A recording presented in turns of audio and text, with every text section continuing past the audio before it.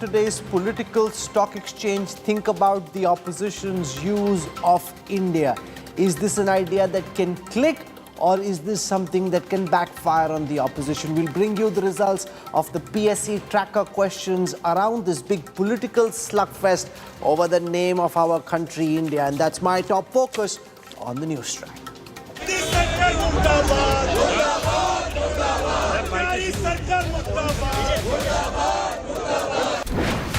Modi refuses to bend to India.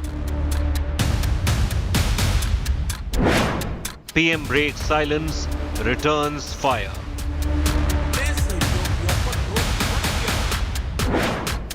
Links India to PFI, Indian Mujahideen.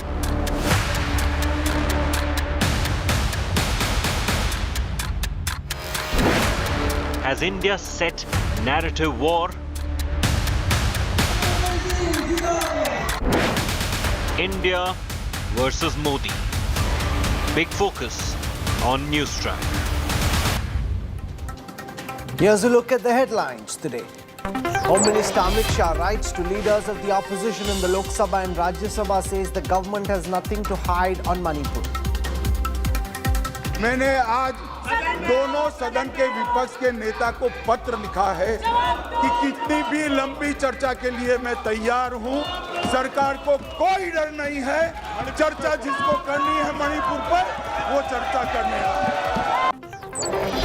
Congress versus Congress in Karnataka. 20 MLAs write to Chief Minister Siddaramaiah complaining about ministers not responding to requests for funds.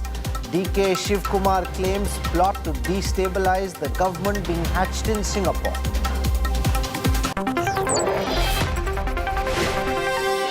Government plans to counter award wapsi. Parliamentary panel recommends that recipients should be made to sign an undertaking, says don't make awards a political tool.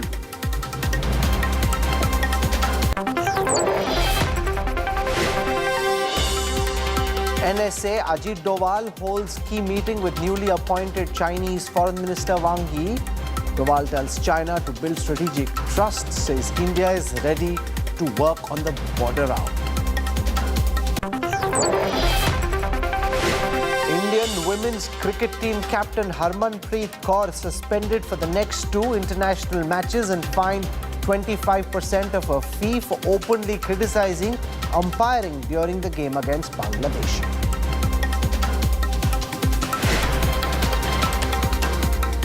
The showdown over India as the name for the United Opposition Alliance is getting bigger. Today, Prime Minister Modi launched a massive attack, linking India to banned terror outfits like the Popular Front of India and even the Indian Mujahideen. The opposition says this is just an attempt to deflect from the core issue of Manipur.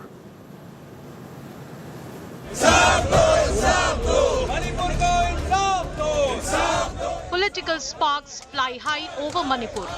The flares now engulf a nomenclature. The unified opposition's embrace of acronym India comes under intense attack from the highest level in the government.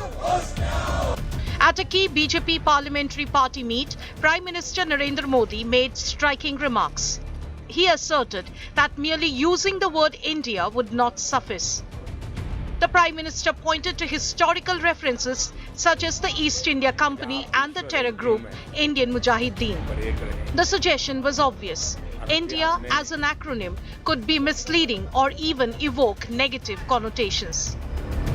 इस सदन में भी जब The opposition fired back. Inside Parliament, Congress President Mallikarjun Kharge accused the Prime Minister of avoiding the real issues such as Manipur. एक chance दिया। आज मणिपुर जल रहा है, रेप हो रहे हैं। मणिपुर में मकाना जला है और आप वहाँ मणिपुर की बात हम कर रहे हैं। मणिपुर की बात हम कर रहे हैं। प्राइम मिनिस्टर ईस्ट इंडिया की बात कर रहे हैं। Congress leader Rahul Gandhi sought to shrug off the Prime Minister's stinging remarks. In a tweet, he instead pledged to work for restoration of peace in Manipur. Several other opposition leaders also countered the Prime Minister's remarks. This sort of brute majoritarianism that you and your government are practicing, where you think you can say anything and do anything, the time has come, sir, that it is backfiring. All over, in every state of India, people are realizing what a dangerous choice that they made between the soul of India and between the BJP. Only the Prime Minister is showing how anxious he is, how nervous he is, how he wants to escape the scrutiny of the opposition inside Parliament. He is afraid to speak inside Parliament, and that is why he is making these sort of illogical, intemperate remarks inside his own party meeting. The name India for an alliance, a unifying force for the opposition, a subject of contention for the government. Manipur, meanwhile, awaits resolution. Bureau Report, India Today.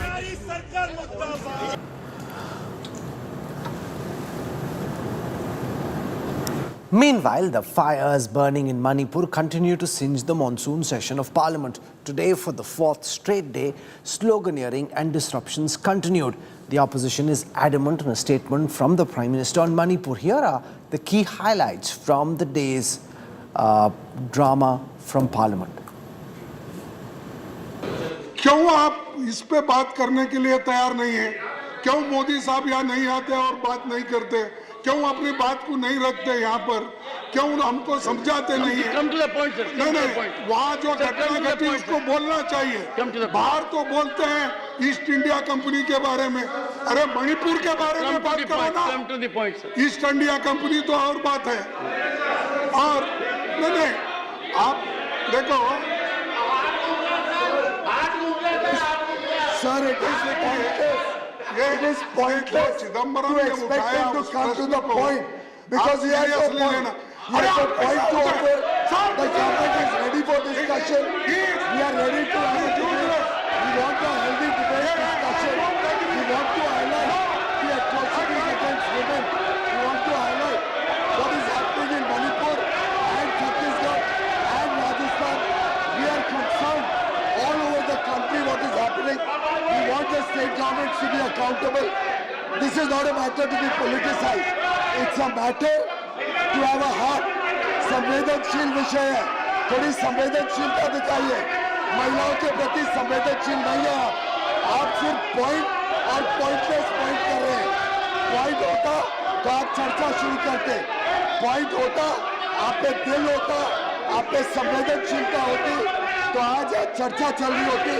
बजाय के आप 3 दिनों से 4 दिनों से सदन की कार्रवाई को खराब करना, सदन को डिस्टर्ब करना, और देश देख रहा है, पूरा देश देख रहा है किस प्रकार से आप देश के जो भविष्य है उसको आप खराब कर रहे हैं.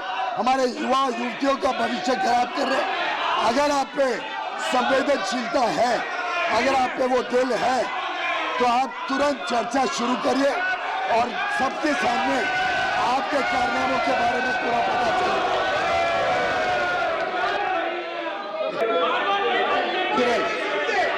When I was speaking, we saw the behavior of their members. They are not willing to listen to us. What is the point if they are not willing to listen to us? The big face-off till yesterday was that the opposition was demanding a long duration discussion. The government at that time seemed to be suggesting a discussion with a limited duration. Now the Home Minister has made clear he doesn't care how long the discussion is and that Parliament is free to discuss as long as is required. The sticking point, though, is the opposition's demand that the Prime Minister speak on the issue of Manipur, which is something the government so far hasn't accepted. I want to go across live and exclusive to senior BJP leader Ravi Shankar Prasad as he joins us on the Newstrack. Ravi Shankar ji, namaste, welcome. I want to start by asking you about that demand being made by the opposition that Prime Minister Narendra Modi, who speaks as often as he does on various issues to do with the country and globally, speak on the issue of Manipur, and your explanation about why the government so far hasn't accepted this demand from the opposition. Let's start from there. Ravi Shankar ji, welcome. First of all, you must understand the shifting goal of the opposition. They are keen for a particular rule, not the substance of the debate. Rajnath Singh, Honorable Defence Minister, twice stated on the floor of the House we are willing to have a full debate. Today, Amit Shah ji assured the House yesterday, individually, today again, that we are willing to have as long a debate as you want it to happen. Therefore, what is your problem?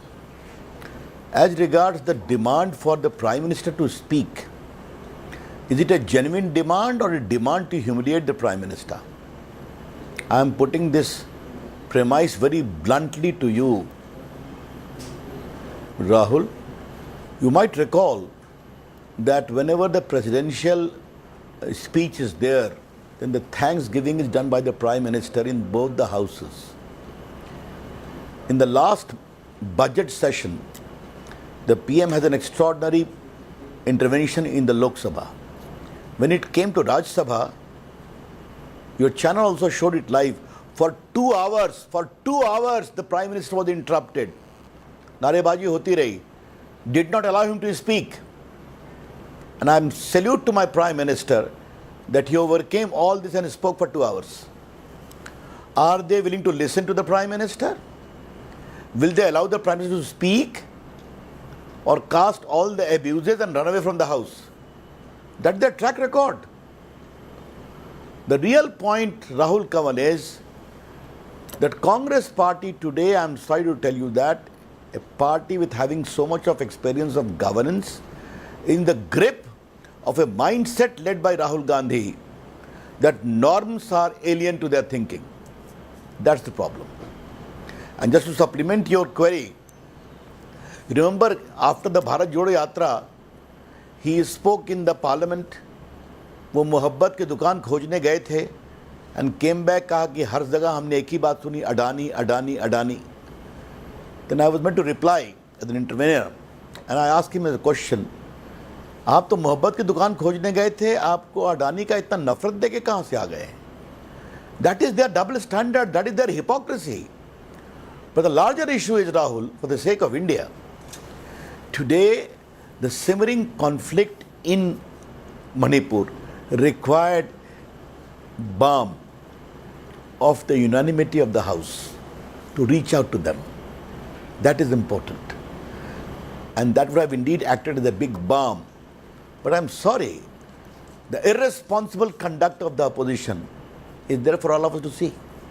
You would have seen, Ravi Shankar ji, the Congress viraling old clips of former Prime Minister Dr. Manmohan Singh when he spoke on the issue of the protests after the murder of Nirbhaya, the rape of Nirbhaya, and also protests in the Northeast, saying that Manmohan Singh used to speak. Now, here's the Prime Minister who has tackled every issue head on, and yet the opposition seeking to drive home the suggestion that he's running away, in the words of the opposition, from taking on the issue of Manipur.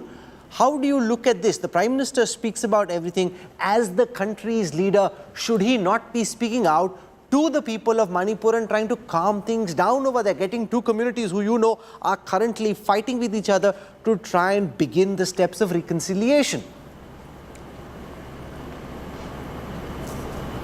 Let me put it in perspective. Did the Prime Minister openly appeal or not? What has happened in Manipur is devastating, is condemnable, and no one shall be spared. Did the Prime Minister also warn all the Chief Minister to be on guard against atrocity on women? And for kind, since you made a comparison of Manmohan Singh, Prime Minister Narendra Modi has visited Northeast 50 times. And all his ministers have visited 500 times. I also, as a Union Minister, visited Northeast many times. The development of Northeast, and are we getting elected and de-elected by chance or by the trust of the people? That's also a fact. And Mr. Manmohan Singh was the Raj Sabha MP for more than 20 years from, I understand, from Northeast or Assam in particular. What happened? Let's not talk about that. But since you mentioned about the Congress record, I remember there was a big attack in Manipur. Hundreds of people were killed. And who replied in the House? MOS of the Congress government, not even the cabinet minister. I am not on finger pointing today, but since you asked that question, I'm only trying to put the record straight. So And the other, if the opposition has the grace to allow the debate to happen, I think a positive message will go. Therefore, कभी rule पर अड़ेंगे, कभी PM के नाम पर अड़ेंगे, हम कुछ भी कर ले, बहस नहीं होने देंगे राहुल कंवल, जान लीजिए आप. मैं sorry, I am talking in Hindi. हम कुछ भी कर लें, they don't want the debate to happen because Manipur's pathetic condition is least of their concern. The concern is to demoralize the government, demoralize Narendra Modi, come what may. That is not a right approach, I am sorry to tell you. the other question is about the demand for Chief Minister Biren Singh to step down. Given the fact that there is a sectarian crisis in the state, the Kuki community forced into the jungles, the Maithis and the Kukis no longer living with each other as they have for many decades, and the fact that this happened on the watch of Chief Minister Biren Singh, the suggestion that if this was an opposition-ruled government, by now you would have imposed Article 356, but because this is the BJP and because this would require admitting that there's been a botch-up, therefore Biren Singh still continues as Chief Minister, whereas no reconciliation is possible till he stays on. How do you respond to this, sir? I think I have given you a very vague situation of conflict there, which is a community conflict, festering conflict. Now, a view can be taken rightly so that by removing the Chief Minister, are you going to apply the balm or going to aggravate the festering conflict? You know, Metis and Kukis, what is happening there. In my considered view, the High Court order was completely uncalled for, which led to the whole situation of conflagration. Therefore, it is a situation, Rahul, which has to be handled with care, with caution, with considering every implication. No, but it's interesting that you say that the It High cannot Court be a order is political uncalled for knee-jerk reaction. because your government didn't take that position, Ravi Shankarji. They actually came out in support of the High Court order which said Maithis would now be a tribal community, which is what led to this conflagration, and your Chief Minister has been accused of being highly partisan in favor of the Maithi community against the Kukis. My reply is very simple. As a student of law, I went to that indication. Okay? Ultimately, Supreme Court intervened, stayed it, let's leave it there. But I am only going into the whole gamut of the background of the situation. Therefore, again I am telling you, let us handle Manipur with care and caution. Apply the balm. And a parliamentary debate would have been the best option of consensus of bipartisan approach. But in the Rahul Gandhi Congress party in particular, bipartisan approach is something of a bygone era. You know it very well. I'm going to leave it over there. Ravi Shankarji, thank you for joining us. The important point there that you're making, and I haven't heard this from other BJP leaders, that you don't think the High Court order which really started this off, which the local government in Manipur actually supported in a big way, you actually believe that that is fundamentally wrong, and this coming from a very eminent lawyer of the stature of Ravi Shankar Prasad. Thank you, sir. Yes. Rahul, I must clarify. Yes. I made observations on that High Court order purely as a student of law. No, sure, I understand that. Because no, of course. There is a whole process as to how a particular then for you don't allow it to me as if I am castigating my Chief Minister. Sorry, that I didn't intend. ठीक है, आपने बोल दिया, and people will draw their own conclusion. I'm not saying anything in the context of Biren Singh, but you're saying something about the judgment and your view on it as a prominent lawyer. Ravi Shankarji, thank you for joining us. I want to put the point that the BJP leader made to Supriya Shirnath of the Congress as she joins us. We also have Sushmita Deb from the Trinamool Congress, and we've got GVL Narasimha Rao from the Bharatiya Janata Party. Sushmita, I want to go across to Supriya Shirnath first. This point that Ravi Shankar Prasad makes, that once the debate happens, and even if the Prime Minister were to speak in whichever floor of the House this may be, the opposition is highly likely to heckle the Prime Minister, abuse the Prime Minister, seek to embarrass the Prime Minister, and therefore the BJP says there's no point in putting the Prime Minister out as the opposition is demanding, because your primary objective is to look at embarrassing him. You've done it in the past, you'll do it again. So India's Prime Minister was elected to speak in the US Parliament. India's Prime Minister has been elected to protect and preserve and keep him away from Parliament of India. Actually, Ravi Shankar Prasad used the word humiliation. It looks like India's Prime Minister finds it humiliating to address India's Parliament, which is actually a reflection of 140 crore people who send their representatives there. Is there anything more brazen, anything more shameless, anything more embarrassing than that you have heard? Is there any explanation for the fact that the government continues to sit on its high horse? The leader of the house in the Lok Sabha, India's Prime Minister, does not want to speak in Parliament, and his government is hell-bent on giving him cover firing. I also want to raise one very important point here. The Prime Minister did not look into or talk about Manipur from day one. It took him 78 days and a horrifying video to break his silence in the middle of an 8-minute, 25-second long sentence. He spoke about Manipur for 36 seconds and drew parallels that his troll army is today drawing. India's parliament has embarrassed, India's parliament has ashamed India by putting India and placing India next to a terror organization like Indian Mujahideen and the root cause of slavery, which is the East India Company. India's Parliament is meant to be respected, and India's Prime Minister continuously undermines Parliament, parliamentary democracy, parliamentary traditions, and may I dare say, India itself. That's the JVL Narasimha Rao, the strongest suit of the Prime Minister in comparison with the likes of Dr. Manmohan Singh was that here's a Prime Minister who speaks his mind. He's unafraid.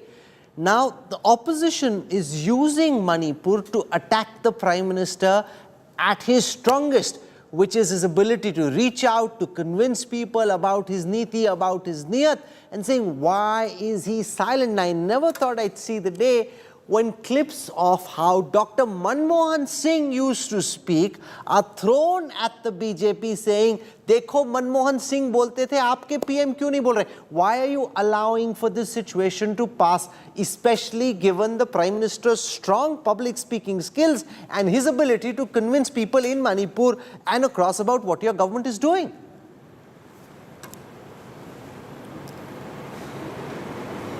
Rahul, first of all, it's shameful for the opposition to indulge in slander and to not allow Parliament to function. If there is anyone who's humiliating India's democracy, it is a party called the Indian National Congress, founded by a Britishman, founded by an Englishman. Okay, today they might want to give sermons to the whole world. Prime Minister has spoken on a number of occasions.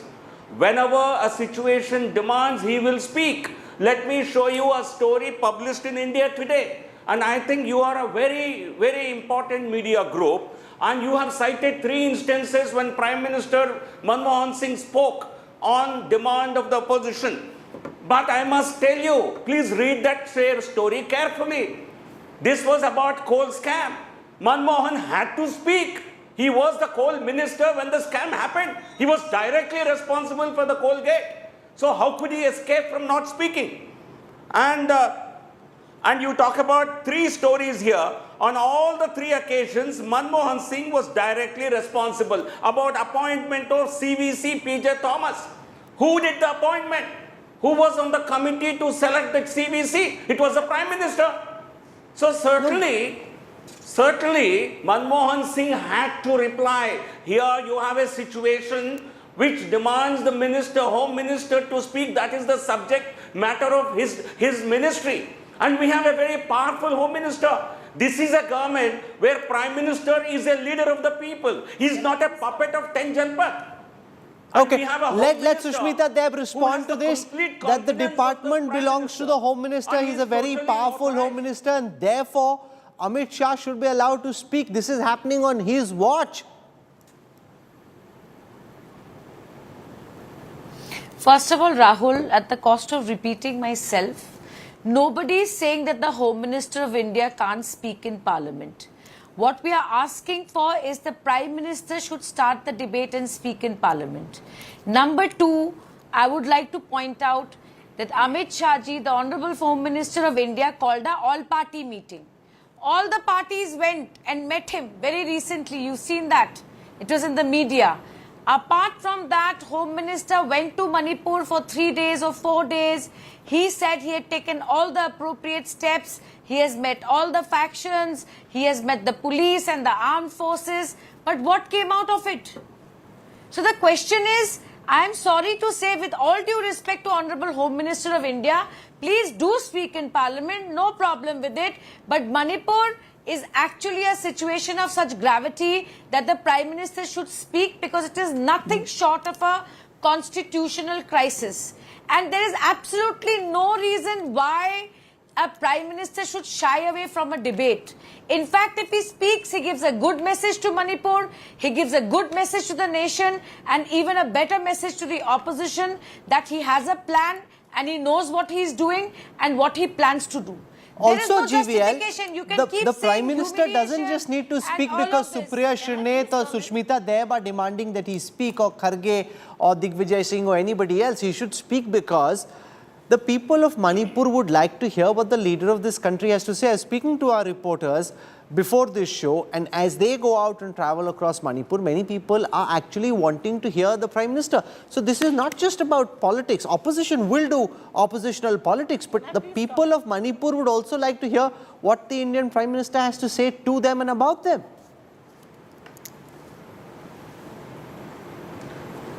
Rahul, I think as every countryman knows, Prime Minister, Honorable Prime Minister, is a hands-on Prime Minister.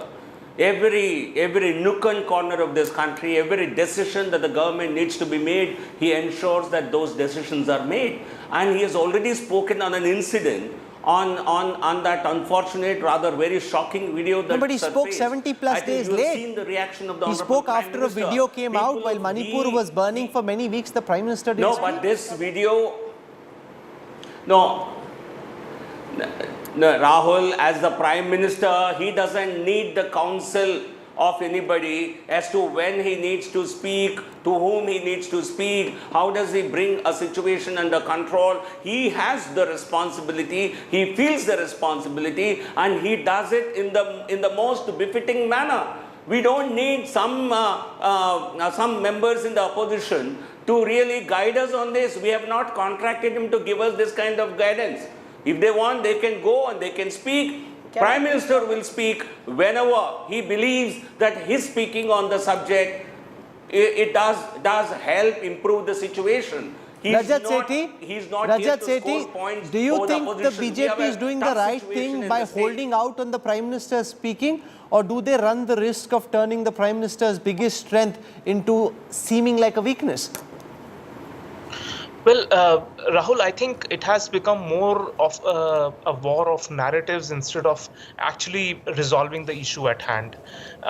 If I, were to look at how the government as a whole machinery is operating, every arm of the government is right now in action. Right from the foreign minister who was in the ASEAN region, he was probably in Thailand, wherein he, spoke to and met senior dignitaries of the Myanmarese government to ensure that there is strict vigilance on the border.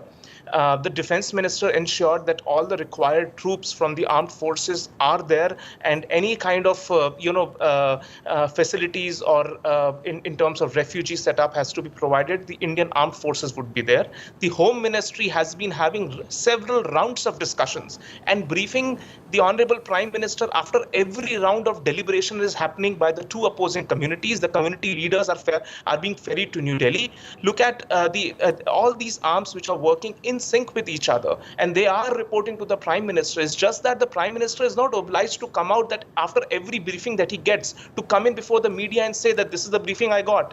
I think he has a plan in mind wherein he is looking at... Let Supriya Shrineth respond to what you're saying. The top ministers meeting the Myanmar junta, trying to ensure that poppy smuggling from Myanmar, arms smuggling from Myanmar is brought to stop, trying to barricade the border in Manipur and elsewhere. What needs to be done, Rajat Sethi argues, is being done. The Prime Minister needn't give the opposition ball-by-ball commentary on what he's doing. Supriya Shrineth. So there are three words that were used here by the BJP spokesperson and by the gentleman who just spoke, who happened to be the advisor, I'm presuming he's no longer the advisor to Chief Minister, would have advised him otherwise. Situation demands, only then will the Prime Minister speak. He's a very hands-on Prime Minister and he's not obliged to speak. No, sirs, he is absolutely obliged to speak. Manipur is an intrinsic part of India, a state of India that has been torn by strife and violence, where women and children, 60,000 of them, have been displaced, 142 dead.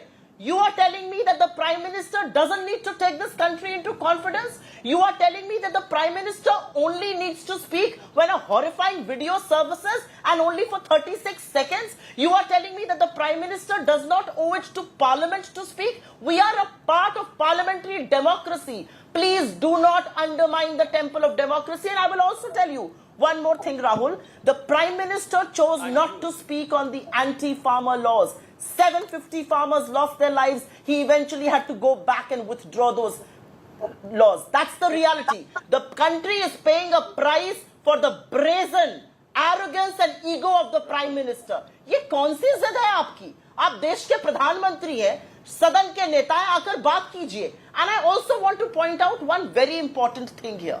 If you think your speaking is going to keep people quiet, it will not. The world is questioning your silence. The world is questioning that you're interested in speaking in other countries' parliament, but not your own. The reality is that Rahul Gandhi could visit Manipur, but you cannot speak a word, even appealing for peace. That's the reality of the country today. And you are GVL Narasimha Rao, this charge that the Prime Minister addressed a joint session of Parliament in the US when he spoke to the joint session of Congress, but doesn't want to seem to do so in India when Parliament is in session. He should come forward and say, yes, I will speak. Why is this even a subject of debate?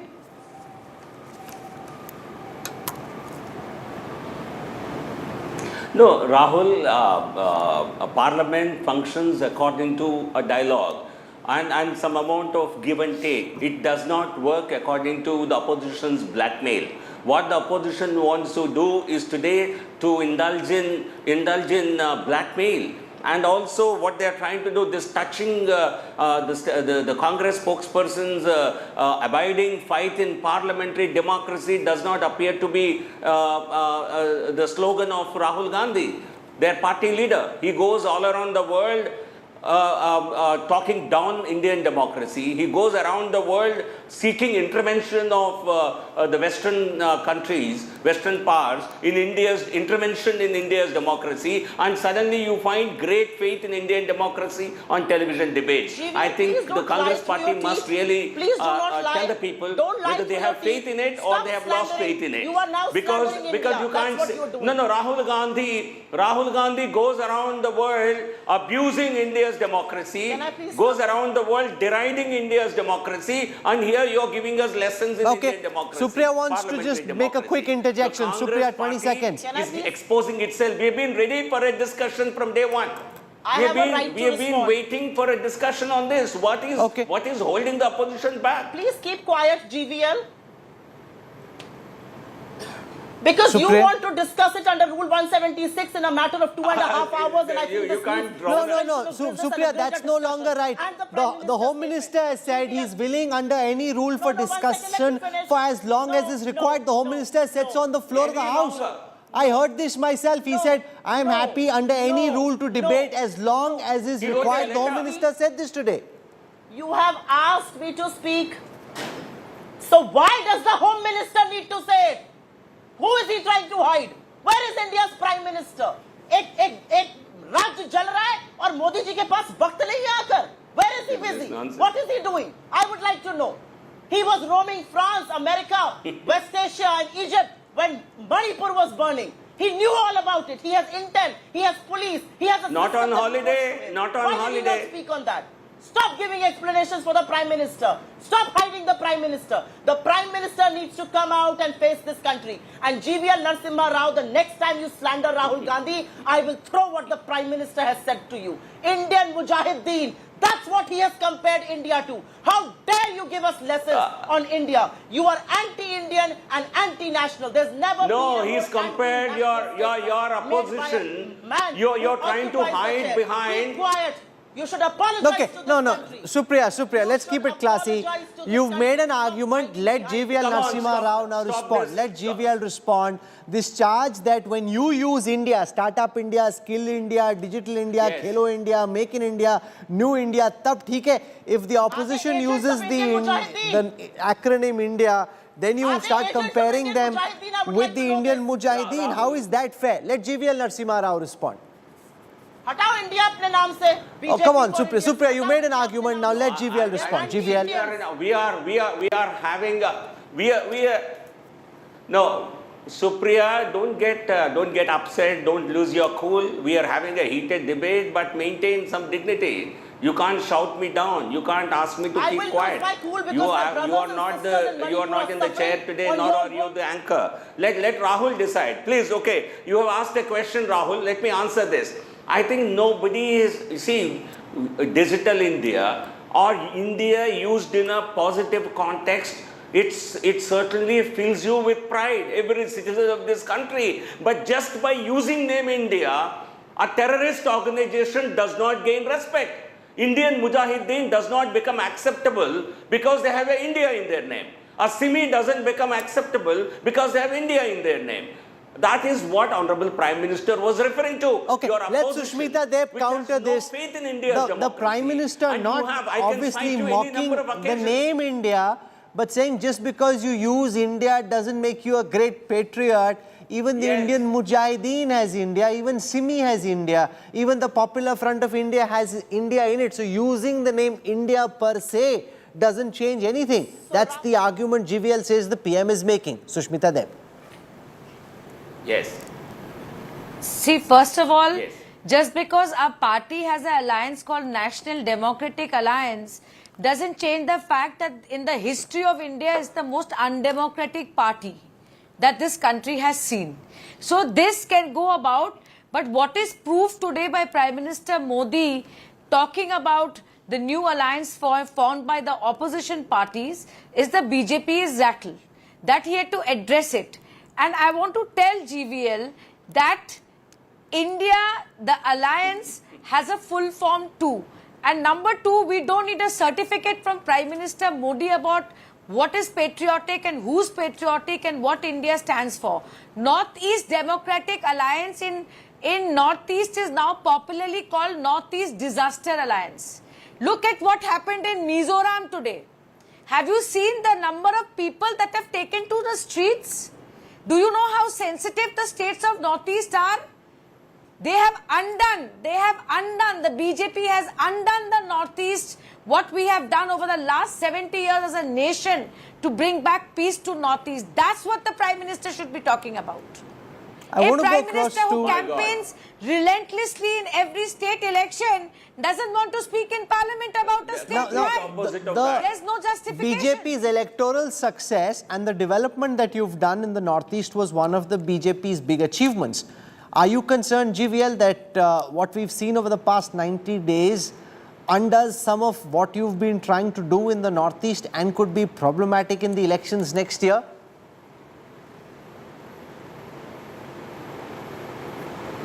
No, Rahul, we are not even looking at that electoral dynamics now. We certainly have a challenging situation in Manipur, and it's nothing. Honestly, this region was had such problems in the past, and for 70 years there was no development. A friend from Trinamool Congress is claiming a lot of development has happened. No. The people of Northeast are experiencing development only in the last 9 years. Sushmita, which development are you talking about? Which there have been accords with practically there has been peace all over Northeast over the last 9 years. But certainly, this has happened on your watch, which is the point I'm making, that Manipur now undoes some of the good work that you've done in the Northeast. Okay. I want to go across to Rahul. But you see, Rahul, people do understand. People of Manipur and rest of it's. The problem with BJP and RSS is you all know nothing about Northeast. You just treat No, it but as the real peace was established in Nagaland, Manipur, Mizoram. I want to go across to Rahul Srivastava, National Affairs Editor. Rahul, you've got the opposition making the demand that the Prime Minister speak and nothing less is acceptable. The Home Minister now willing for a long discussion, willing to speak himself. That doesn't seem to be satisfying the opposition. Is there a possibility that there will be a way out tomorrow, the day after, or are we looking at a washout in the monsoon session? Rahul, the opposition has found a strategy to get the Prime Minister to speak. Now that the demands of Prime Minister speaking did not succeed. See, primarily, Rahul, one should understand that the rule book does not say that the Prime Minister needs to speak on issues. It is the concerned ministry. If there is a question asked, Home Minister. But yes, it has been a precedent in the past and a tradition that Prime Minister do speak. Manmohan Singh, who did not have a lot of political authority in his party, spoke some 60 odd times on various reasons. Prime Minister Narendra Modi, largely more on motion of thanks for President, addressing while there are some issues like election of Speaker, Deputy Speaker, 30 odd times. The fact is that the Prime Minister is not duty-bound to speak on issues which are concerns of different ministry. But the fact remains that the opposition, struggling for so long to get the Prime Minister to speak, has found a strategy. It's most likely a draft is ready. Most likely tomorrow a no-confidence motion can be moved before 10 a.m. because if it needs to get listed or the Speaker has to take an opinion on decision on it, no confidence motion gets moved. But that's tomorrow largely symbolic. The no confidence motion, the last time it came was in 2003 when Atal Bihari Vajpayee was in government. That will get hammered in Parliament. Yes, Rahul, they are not looking at the numeric triumph in this. They are planning that if there is a no confidence motion, the Prime Minister has to speak because it is a no confidence motion against the government. No, but is the chair then duty bound to accept the no confidence motion? He can reject the no confidence motion. Rahul, usually it takes a certain amount of time that if there has been no confidence motion 6 months, the government has proved its majority 6 months ago, then definitely it can be rejected. But if 50 odd members do sign a no confidence motion, it will be a tough ask for the Speaker to justify why he is rejecting. So the idea is not a numeric strength, but to get the Prime Ministers to speak and pin the blame of Manipur and a lapse in Manipur and law and order in the country on the Prime Minister. That's the ploy. I think that's where the opposition is going tomorrow. And one will is that what you want to do, Supriya Shirnet?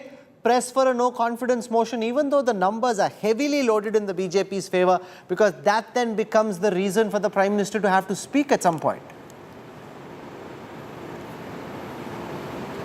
I think this country needs to hear its Prime Minister. There's a Prime Minister who occupies that chair, a Prime Minister who was democratically elected, a Prime Minister who may have abdicated his duty right now, but Manipur is burning, and whatever makes him speak, I think strategists in Parliament and my more senior colleagues are going to decide on that. But I think India deserves to hear its Prime Minister who hasn't spoken on Manipur, barring the 36 seconds that he spoke in the middle of an 8-minute, 25-second speech that he made outside GVL Narasimha Rao, does this no confidence motion bother you? The fact that they are just upping the ante in a way that they're trying to tell their voters and those who are on the fence that the Prime Minister is running away, and this is a perception you don't want should get built. You in fact want to counter this completely. Is this no confidence motion something that the Speaker will accept? How do you see this, GVL?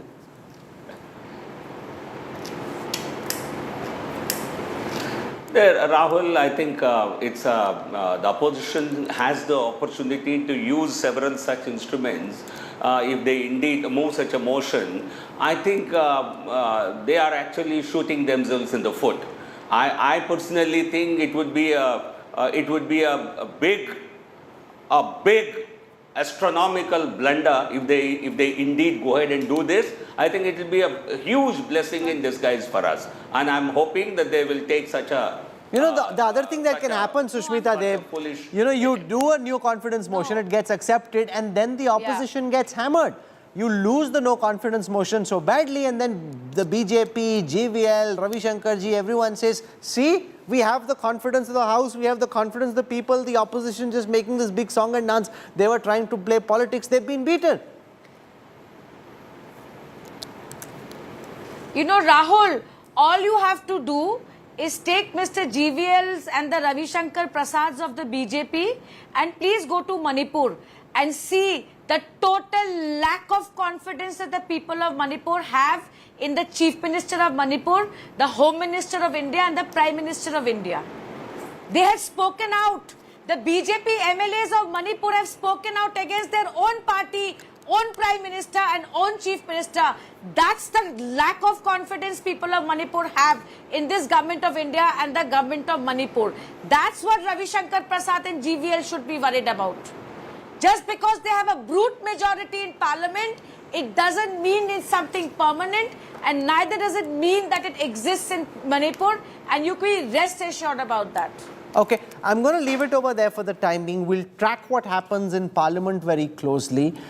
These political fireworks, some of them should really be happening in Parliament. We have a high-level back and forth.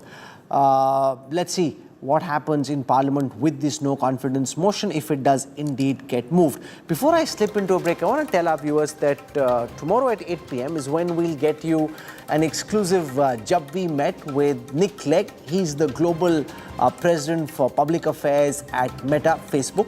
And he's speaking about artificial intelligence, regulating AI. He's speaking about threads. He's speaking about, keeping kids safe on Instagram. He's talking about whether Meta has the ability to do innovation. Are they just copying, whether it's Reels, whether it's Shorts, or whether it's Threads. So a lot of that coming up in that exclusive conversation with the Global President of Meta on the Newstrack at 8 p.m. tomorrow. About that cage match, as somebody looking at it, what's your wager? Is that a metaphor? Oh my gosh, I've only got one answer if it happens. Of course, Mark Zuckerberg will win, and he's super fit, and he's really into fitness, is really into these sports, into Brazilian jiu-jitsu and MMA and so on. Yeah, but listen, I think, I don't know, I don't do it myself, but I think a lot of this is about technique, not just about size. Whether it'll actually happen or not, I honestly, I don't know.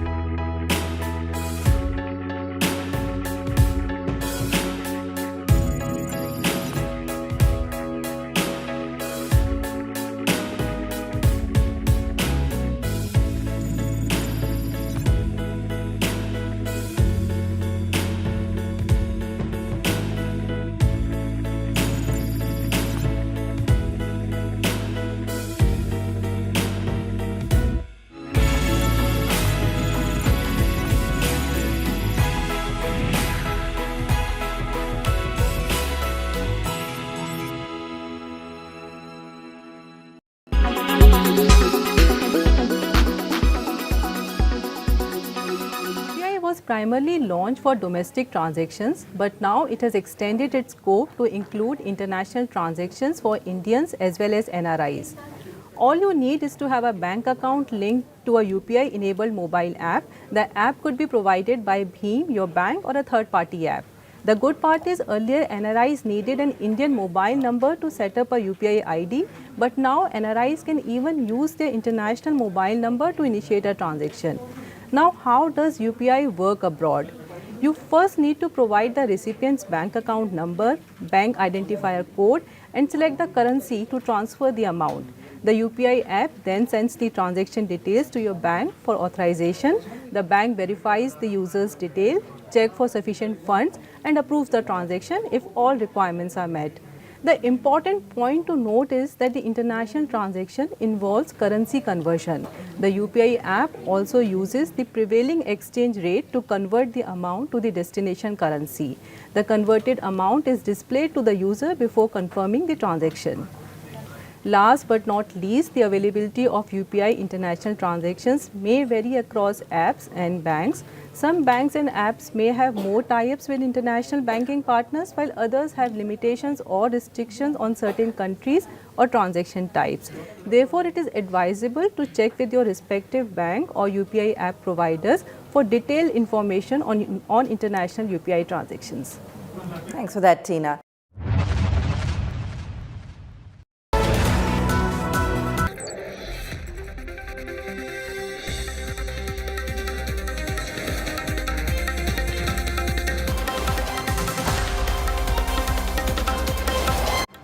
You're on board the Newstrack. Monsoon mayhem is wreaking havoc in the south now, and Karnataka is one of the worst hit states. There's a flood-like situation in several coastal areas. Persistent heavy rainfall has disrupted normal life in the region, with many low-lying areas now submerged. First, it was Himalayan states, then the national capital, followed by the Western India. And now it is the southern states that are bearing the brunt of nature's fury, with Karnataka being the worst affected.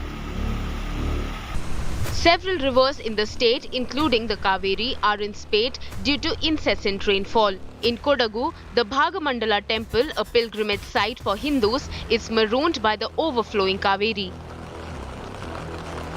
Bhagamangala temple is one of the most historic and ancient temples in Kodagu that attracts hundreds and thousands of tourists every year.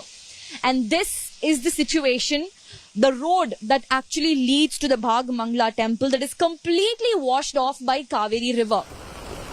Water level in Harangi Dam has risen significantly, prompting officials to open all gates.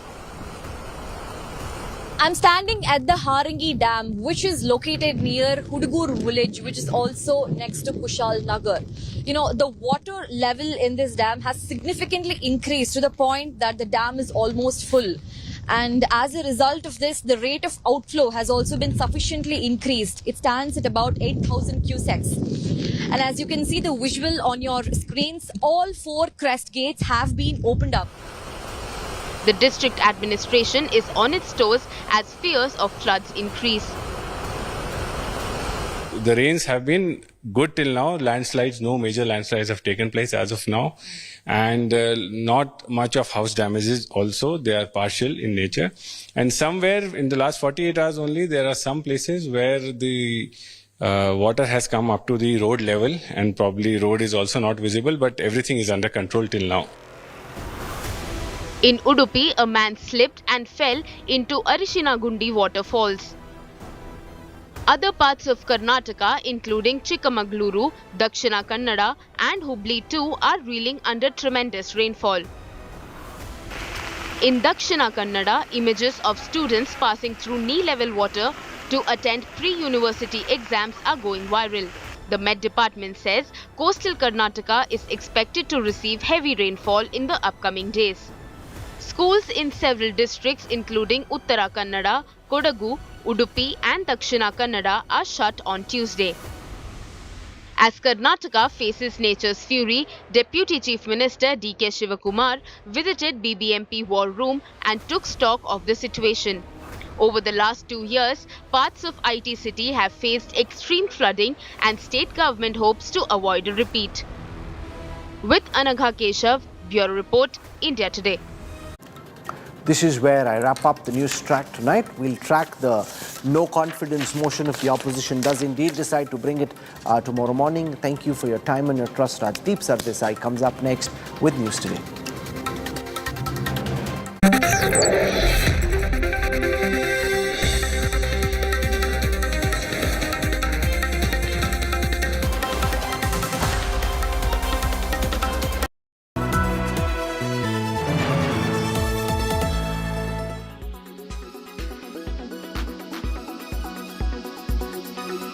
While this drink, this diet soda can be your once in a while sort of an alternative if you're having a craving for a sugary drink, this certainly isn't healthy. This is not your alternative to sodas, to regular sodas.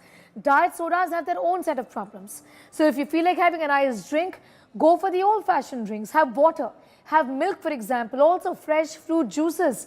not the ones that come in a Tetra pack. The other problem here is aspartame.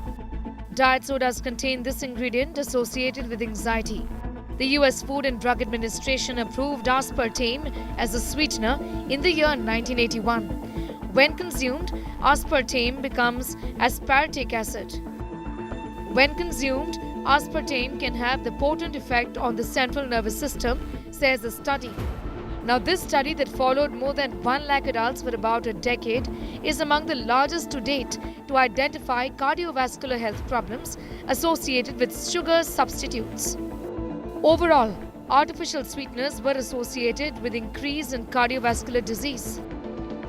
There have been question marks about safety of artificial sweeteners since the beginning, and there were some studies which show increased cancer with the saccharin, and subsequently number of other studies have been done which show that there may be some risk. But overall, if you take artificial sweeteners in limited amount, once a day or maybe twice a day for a limited period of time, it is not going to do any harm. But recent data show that if it is taken for a prolonged period, they increase risk for heart disease as well as stroke. So if white sugar is completely out, artificial sweeteners not your best option, what must be your alternatives then? The best replacement of refined sugars are dates, jaggery, honey, dried fruits like dried apricot, plum, peaches, figs, and many more.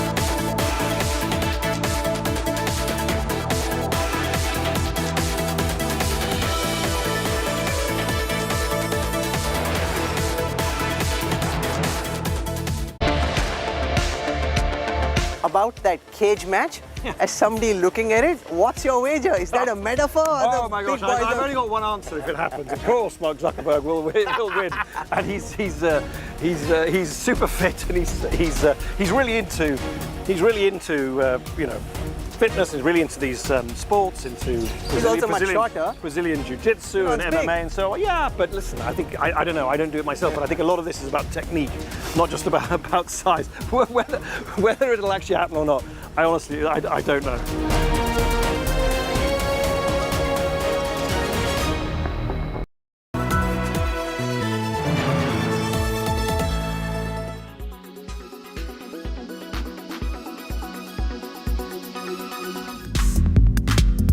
One of the best apps available right now for digital detox is certainly Flipped. You can join groups with people and give each other challenges just like on other apps. With this digital detox app, you can customize how much screen time you spend each day. All social networking apps will disappear after the timer expires for the specified period of time, but calls and messages will still be functional. The Flipped app is designed to increase your productivity. For instance, when you're studying for an exam, to improve attention and relaxation, you can use the relaxing soundtracks that are already included with the app. The tunes on the app are lovely, with sounds that range from crackling fires and even mild rain. Number 5. Well, this one isn't an app, but if you use an iPhone, then this is a nifty feature. Focus mode, and I'm using it right now. By switching on this mode, you can shut down your work apps for the weekend, turn off notifications when you're working or even sleeping. You can decide when to get email notifications and when you want to take specific calls, etc. It's like a much more effective and specific DND mode that you can use for work or play. Couple that with screen time notifications telling you you've been spending way too much time on Instagram, and it changes the user experience altogether. So there you go, my top 5 ways to ensure technology augments my daily routine but also lets me live under a rock when I need to. That's me signing off, and we hope you stay safe and that these tips come in handy.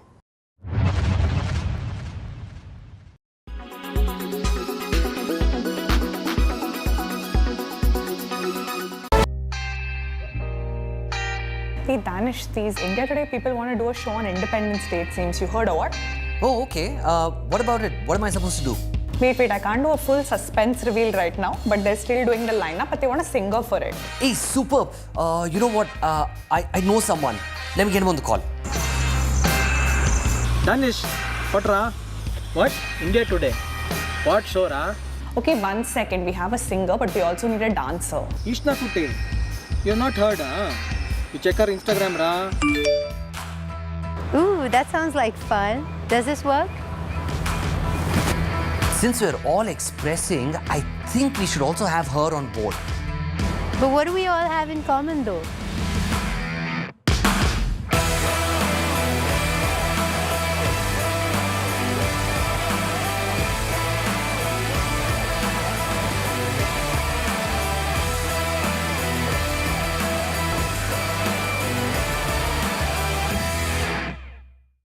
Co-presented by Star Health Insurance, the health insurance specialist. Co-presented by n.d.i.a Ranger Series, Stay Wild at Heart. Co-powered by Watcho OTT Super App. One hai to done hai. Co-powered by the new Kia Seltos, the badass reborn. Co-powered by Sera. This is your space. Play it your way.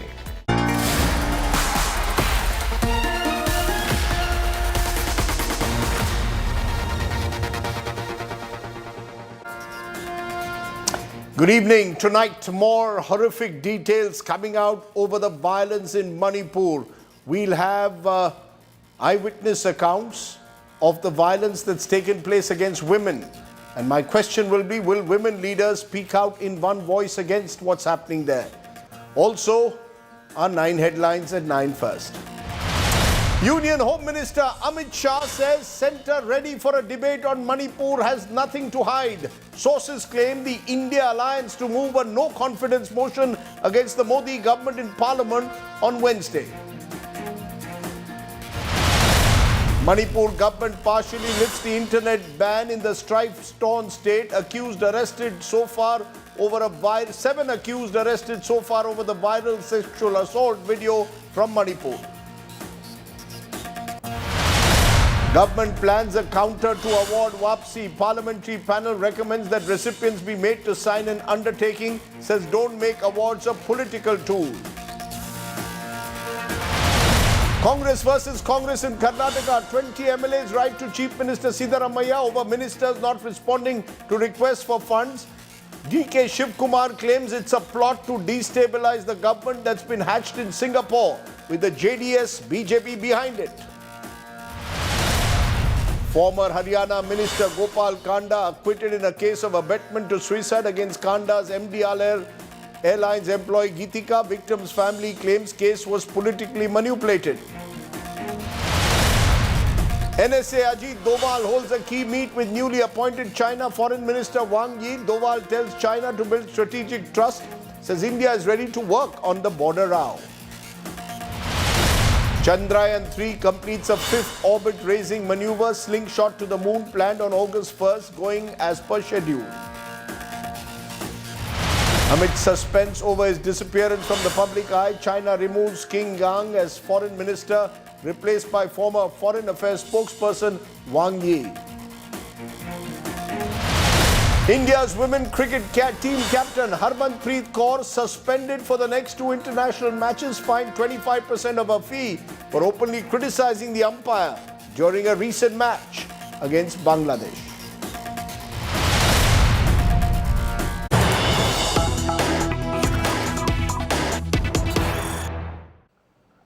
But let's tell you the story that's breaking at the moment. Parliament, which has been in a logjam, is now set for a complete showdown in the next few days. The opposition has decided to move a no-confidence motion against the Modi government. That's according to sources. The opposition will move a no-confidence motion against the Modi government. This comes on a day when the Union Cabinet has just cleared the Delhi Ordinance Bill, a bill that would provide powers to the centre to appoint civil servants in the national capital, opposed by the AAP. The centre has decided to go ahead in the cabinet. It's been cleared. It will now be brought for passage in Parliament, starting with the Rajya Sabha, where the BJP is hoping to get the required number. So clearly the BJP is unrelenting, and so is the opposition when it plans now a no confidence motion. So that's the big story that's coming in at the moment. Paulomi Saha, my colleague Joyce B, she's been tracking both those stories. Paulomi, am I right in saying that we could see a showdown now in Parliament? We've had a logjam for the first few days of this monsoon session over Manipur. Now it appears opposition planning no confidence motion, government planning to push through with the contentious ordinance bill. Absolutely, Rajdeep. The gloves are off on both sides. The opposition is already preparing a draft for a no confidence motion, which they want to move against the centre. They do realize that as far as the government is concerned, it is poised very well as far as the numbers stack up in its favour. But they believe that in terms of a perception, this could possibly compel the Prime Minister to speak if there was a no confidence motion which was moved against the government. And if he did speak then on the Manipur issue, it would then send out a message that he is running away, quote unquote, as the opposition hopes the perception will go out from this very sensitive discussion. And hence they're working on that draft at the moment. The opposition will be meeting in Parliament House at 10 a.m. Tomorrow morning as well. They have to submit a notice at the Lok Sabha Secretary General's office before 10 a.m. Unlikely it could possibly happen tomorrow itself, but this week is when they're hoping they'll have those 50 signatures of MPs in order to move that motion against the government. And as far as the government is concerned, what they're looking at very clearly right now is that there is a logjam. The opposition is unrelenting. Amit Shah today has written to Mallikarjun Kharge and Adhir Ranjan Chaudhary as well. There was a meeting earlier with the Speaker as well, where opposition MPs were present, and they were still steadfast on their demand that the Prime Minister make a statement in Parliament before, of course, a discussion takes place. But the centre sees that it's going to be unrelenting on that. The opposition will be unrelenting, and the centre is unwilling to give in to their demand. They are very clear that the Home Minister will reply to any such discussion. In a situation where that logjam continues, the centre now is very clear that it has listed 31 bills for passage in this session of Parliament, and it will be pushing through with those bills in Parliament. Today itself in Lok Sabha, 2 bills were passed, 2 very crucial bills at that were passed. Already the ordinance, which of course the Delhi Services Ordinance, which the bill translating that ordinance has been approved by the Cabinet this evening. It will be brought to Parliament in this monsoon session as well. So the government now is going to push forth with its legislative agenda. Okay. Paulomi Saha, with those details, government pushing ahead with its legislative agenda, the opposition intent on ensuring that the Prime Minister responds inside Parliament on Manipur. Speaking of Manipur, Home Minister Amit Shah said that the government is not afraid of a discussion on Manipur. He says we have nothing to hide.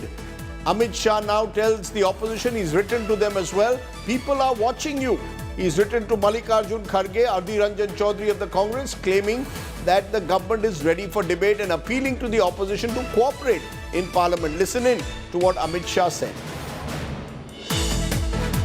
मैंने आज दोनों सदन के विपक्ष के नेता को पत्र लिखा है कि कितनी भी लंबी चर्चा के लिए मैं तैयार हूं।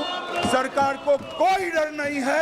चर्चा जिसको करनी है मणिपुर पर, वो चर्चा करने आए। हमें कुछ छुपाना नहीं है। हमने दोनों विपक्ष के नेताओं को मैंने आज पत्र लिखा है। मैं कहता हूं कि जनता आपको देख रही है।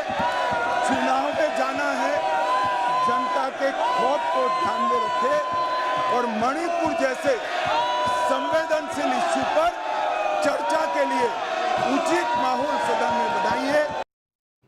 Okay, Amit Shah saying government ready for discussion, but no clarity whether Prime Minister Mr. Modi is ready to speak on Manipur. And this on a state, remember, which has seen terrible ethnic violence. More than 140 people have died, and many of them are women. In fact, more and more cases are coming out of women's safety being compromised after the May 4th naked video shocker that went viral. These chilling stories are coming to fore, this time of gang rapes and women even as old as 80 being burnt to death. Our reporters Ritvik and Ashutosh are on ground zero. They bring you the chilling horror of Manipur files. Days after a video of two Kuki Zomi tribal women being stripped naked and paraded went viral, more horror stories are coming out of Manipur. On May 4th,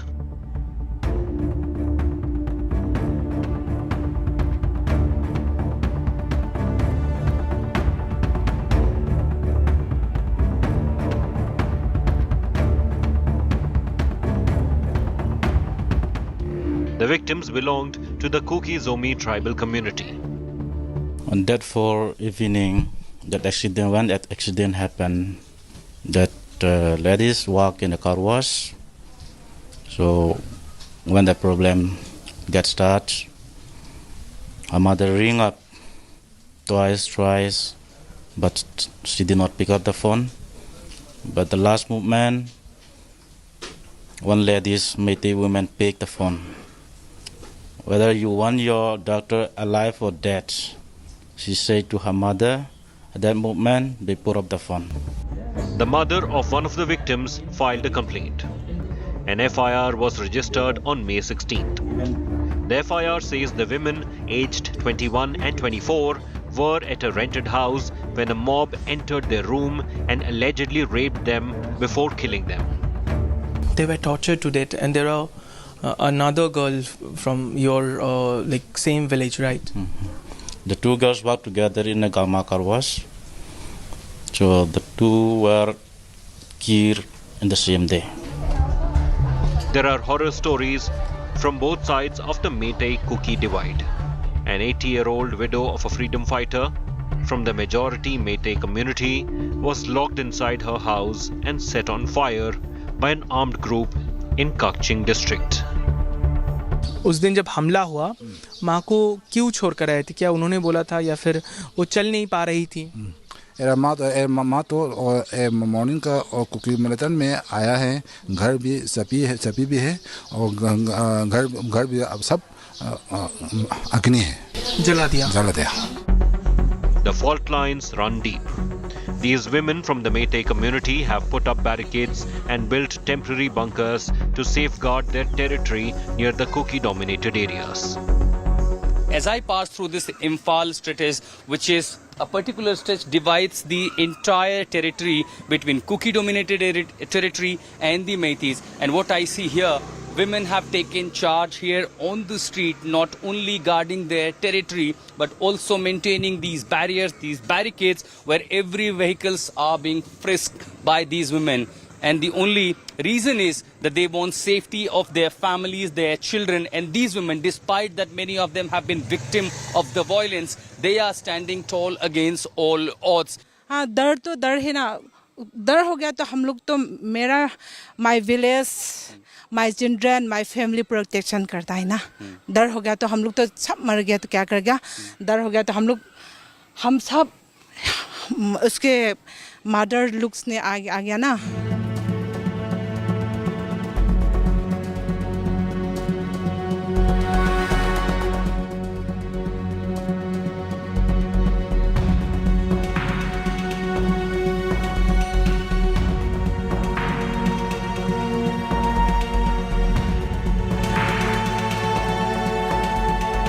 With Ritik Mondal, Indrajit Kundu and Ashutosh, Bureau Report, India Today. So as I said, on the ground, women are the soft targets. In fact, remember, it was that horrific video of two women who were paraded naked in Manipur on the 4th of May that finally woke up the political system in this country. So the images that you are seeing on your screen in a way reflect what's gone wrong in Manipur. Now, angry women protesters taking to the street, raising slogans against Manipur police, demanding action and accountability. They were calling the horrific rape incident a national shame. Protesting women have also sought Chief Minister n.d.i.a. Singh's resignation. But here too there is a divide.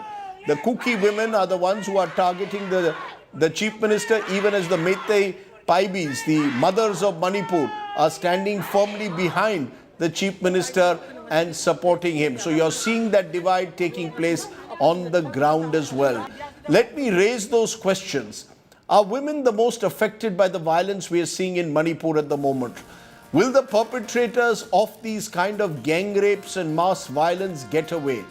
Will women leaders speak out in one voice, or will they be also divided on party lines? These are some of the questions I will raise. I'm joined by Khani Mori, the DMK MP in Parliament, by Mihira Sood, advocate at the Supreme Court.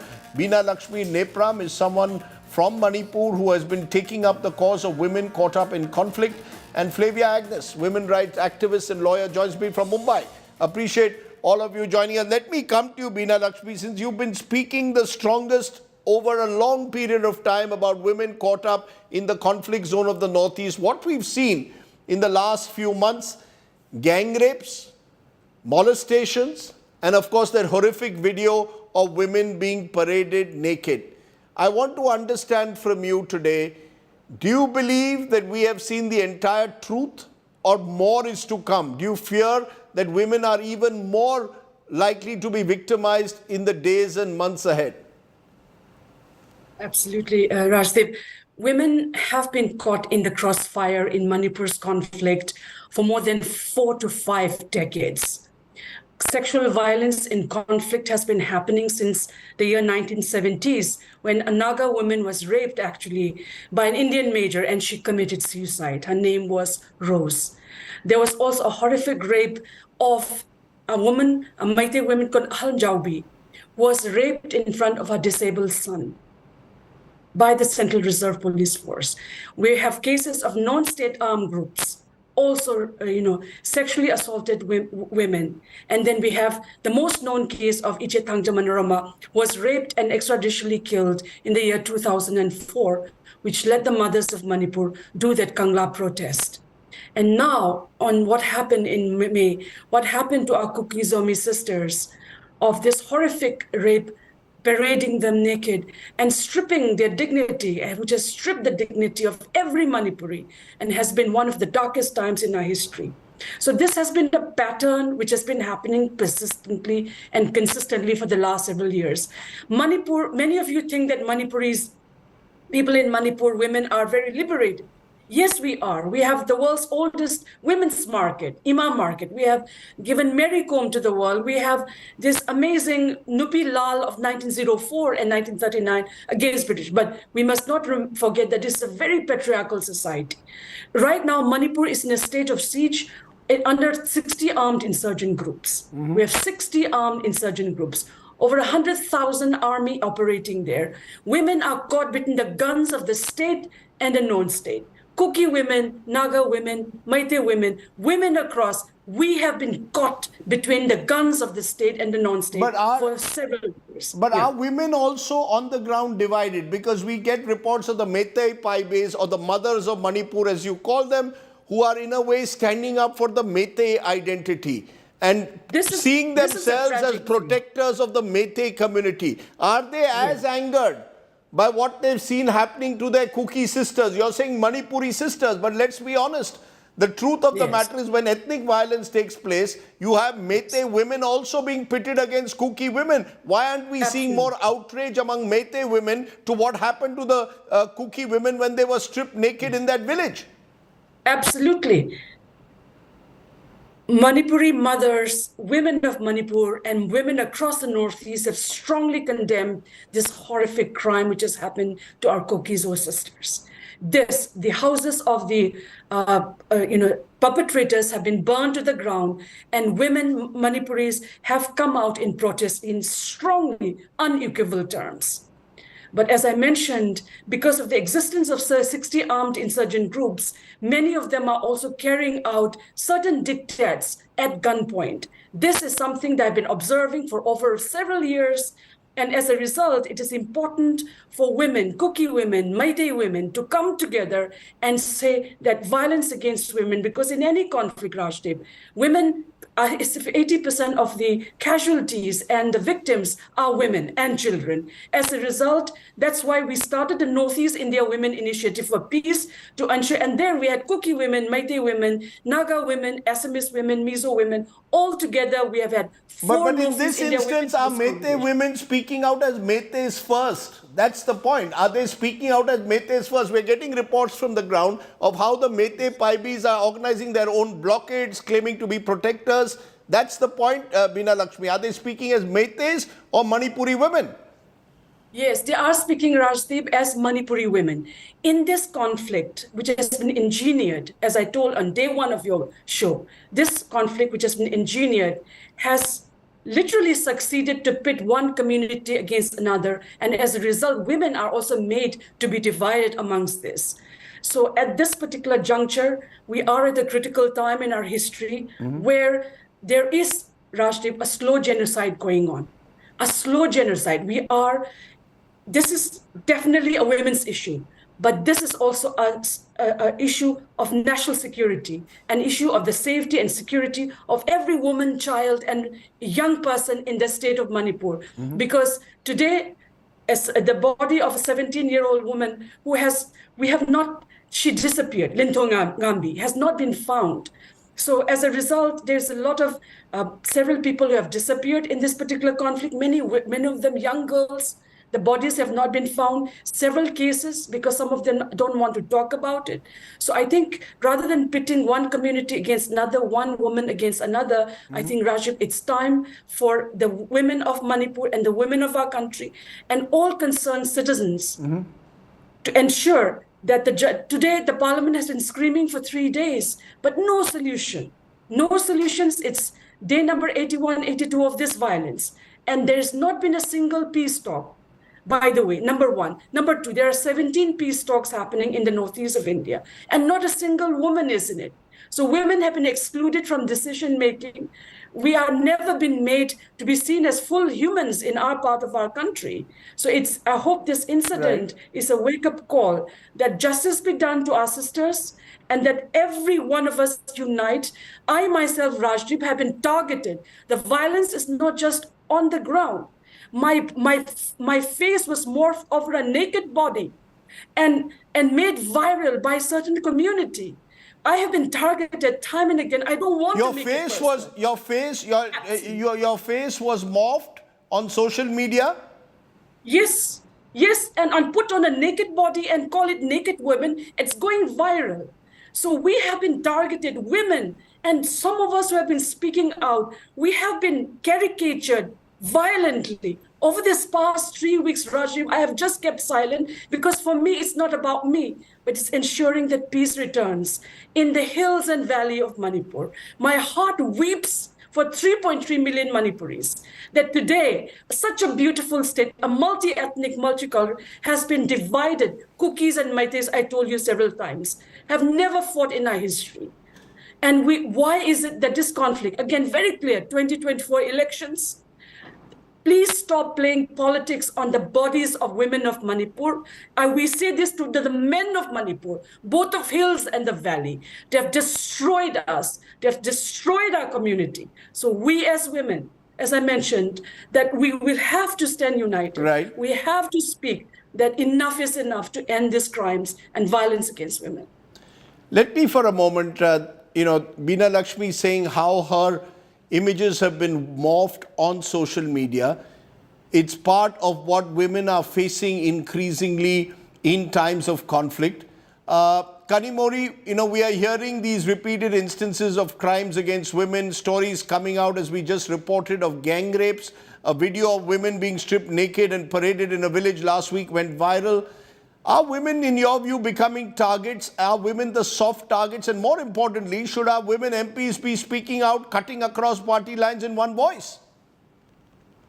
Raksip, it's always the case that historically also, when every time there is a war or conflict among people, it's always the women and children who are, targeted, and they become very easy targets. And especially when it becomes conflict among groups or ethnic conflicts or conflicts based on religion, then it is always the woman who is affected the most, and they are I mean what society thinks as shaming them is what they try to do, and that is their way of taking revenge on a community.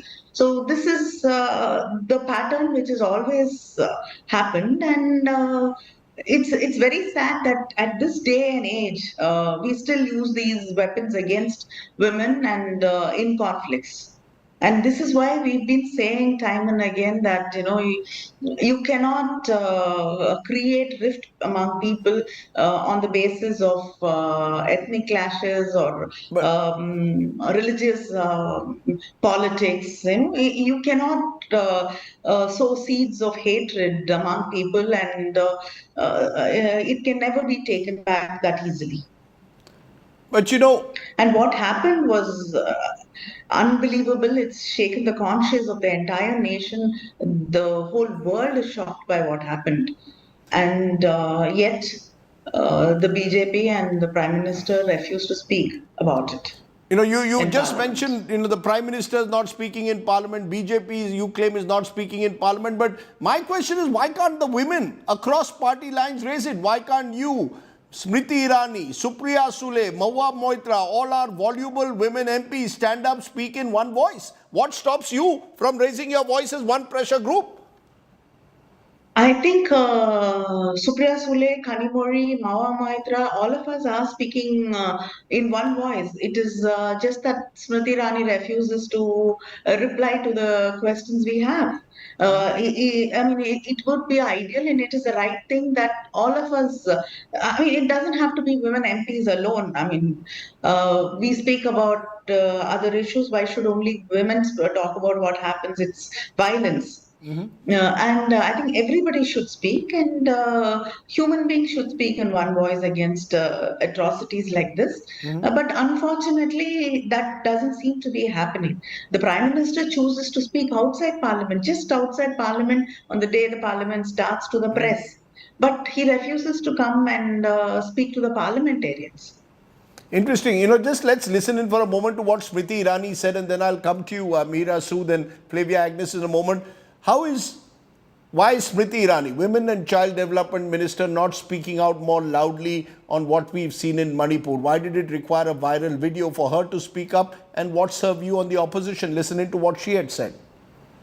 राष्ट्र के गृह मंत्री श्री अमित शाह ने कल सदन में इस प्रस्ताव को रखा, इस निवेदन को रखा कि मणिपुर संबंधित घटनाओं के ऊपर वो चर्चा चाहते हैं, जवाब देना चाहते हैं।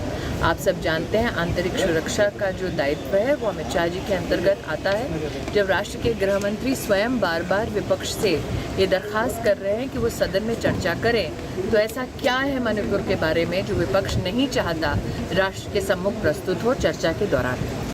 Smriti Irani virtually throwing the ball in Amit Shah's court when it comes to a response on Manipur. But Meera Sood, it's one thing who speaks in Parliament and who doesn't. The real question is accountability and the dignity of women. We've seen 7 arrests taking place for the horrific parading of women naked in a village in Manipur. Do you believe that there will be prosecutions, or once the cameras switch away, the attention moves away, cases like this, where FIRs originally are filed against unknown persons, will often not result in speedy prosecutions? Rajdeep, this depends entirely on political will, unfortunately, because particularly in cases where they've become very publicized, where it is seen as a failure of the state government, where it is an ethnic clash and you have a majoritarian government at the center, it does become a political issue. And frankly, this is patriarchy 101. Women are always targeted in any kind of ethnic or communal violence because they are seen as the prized possession of men, and this is seen as the best way to humiliate and dishonor the men of that community. Women are seen as chattel here, who are used to humiliate and dishonor men of another community. And even in answer to your question, why are women being divided? I think this too is unfortunately sometimes very successful project of patriarchy to, shame women into their other identities and protecting their other identities, whether it is a communal, ethnic, political party or any other identity, and to shame women into saying, you need to stand up for this, you are more than just a woman. That is unfortunately a way kind of feminist language has been weaponized by patriarchy, and telling women you are more than just women as a way of getting them to stand for other causes and diminishing their identity as women and preventing female solidarity across the board. And so this too is, as I said, it's patriarchy 101. But are you saying that it is difficult to prosecute these cases? Are you saying that, we've because this video has gone viral, there's been a lot of attention, but we've just reported today another case where witnesses have come out and spoken of a gang rape and murder. In cases like that, do you believe that it is easy to prosecute? Or prosecution is done by the police, and the police come under the state government. Rajdeep, you can put 2 and 2 together. Given that, given what we've just heard, Flavia Agnes, putting 2 and 2 together, are you, as someone who's been a women's activist for years, taken up these cases, do you feel a sense of helplessness? We saw it, we've seen it in case of mass violence in this country. Whenever there are cases of mass violence, women are often the worst sufferers, but prosecution in many of these cases, Mumbai, Gujarat, Muzaffarnagar, you will find women do not get justice. Absolutely, and women have become soft targets.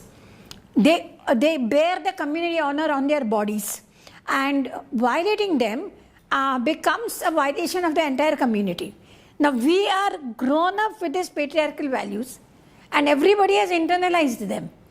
So every time, whether it is Surat, whether it is Ahmedabad, whether it is Bombay, wherever the riots have taken place, there has always been sexual abuse of women and abuse of children that goes on. No, witnesses, we've seen a pattern of witnesses turning hostile. At all, and we are not moving forward. Yes, absolutely. Witnesses not only turning hostile, but also the women are instigating the men. Women are provoking the men, women are instigating the men to rape the women from one community to the other. So this is very shocking thing.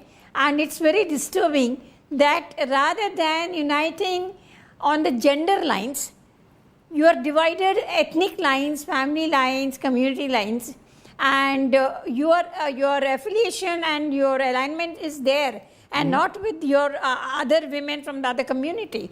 And this is, according to me, is the major problem. This has been a problem every time we have intervened in any kind of conflict situation on behalf of women.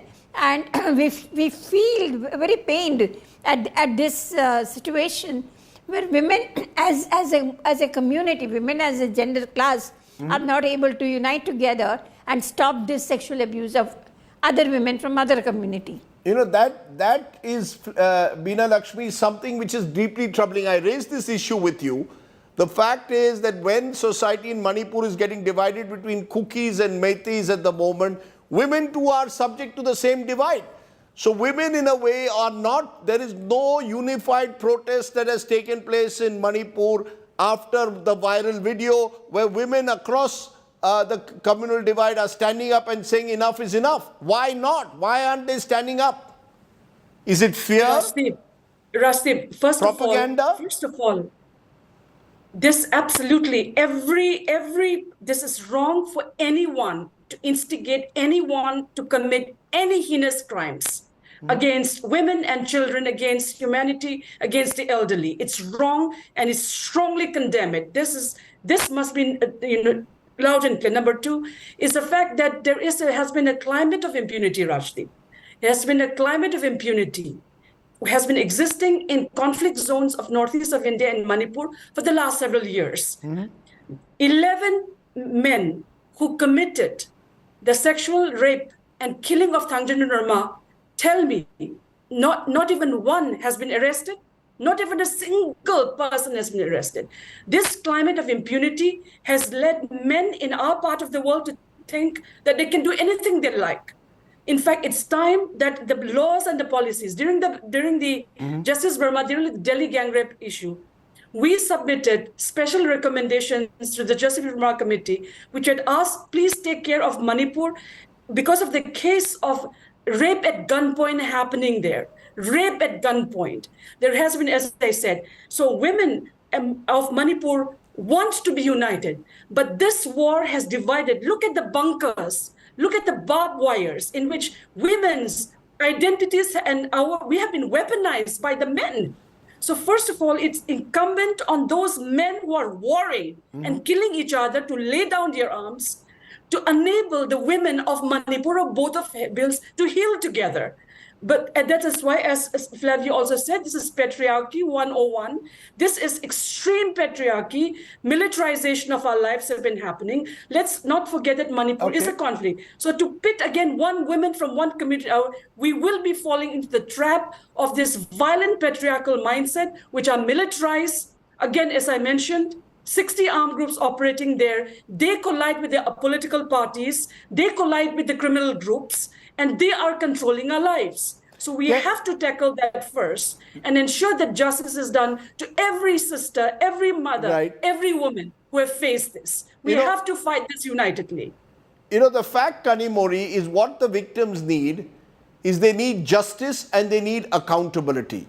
Who is going to ensure that? Now, when you want the Prime Minister to speak in Parliament, the opposition, the government says, some of the worst crimes against women are committed in opposition-ruled states. The Prime Minister in his statement outside Parliament even mentioned Congress-ruled Rajasthan and Chhattisgarh. So should we be having generic debates on crimes against women or be more specific to ensure accountability in Manipur? See, it's very sad to compare both. I'm not saying that, just because it is an opposition-ruled state, none of the states have any violence and no crimes against women. Everywhere there are crimes against women, and as a country, we have, had to be ashamed about the crimes against women in different parts of the country. But these are incidents which happen randomly, and it is not. This is a conflict. Manipur has literally been burning. It is an ethnic conflict, and the government has to take responsibility. It's nearly 3 months. They have not been able to, put down the violence there, and they have not been able to get peace there. And today, the bit of peace which is there is only because it is you have the army there, you have the forces there, and it is a forced kind of peace which we are seeing. And what was the government doing for? It's been going on for such a long time, and nothing has happened. And the government knew that this has happened. These women were, stripped and paraded and raped.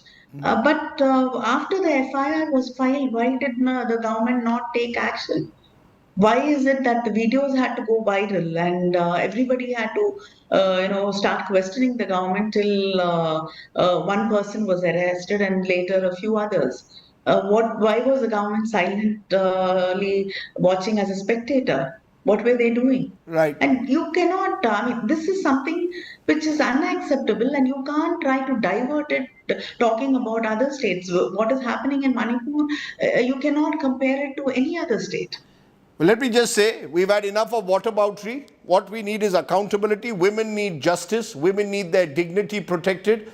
And women need men to stand up for them at this hour of crisis. I appreciate my guest joining me on my top talking point there. Now, amidst the ongoing situation in Manipur, amidst all that violence, there is the reality of mothers who are seeing the smiles of their newborn babies. 32 children were born in a relief camp in Imphal in the last 60 days. Ashutosh Mishra with this report. Hope in the midst of gloom. This relief center in Imphal, Manipur has become a godsend for women and children hit by the ethnic violence.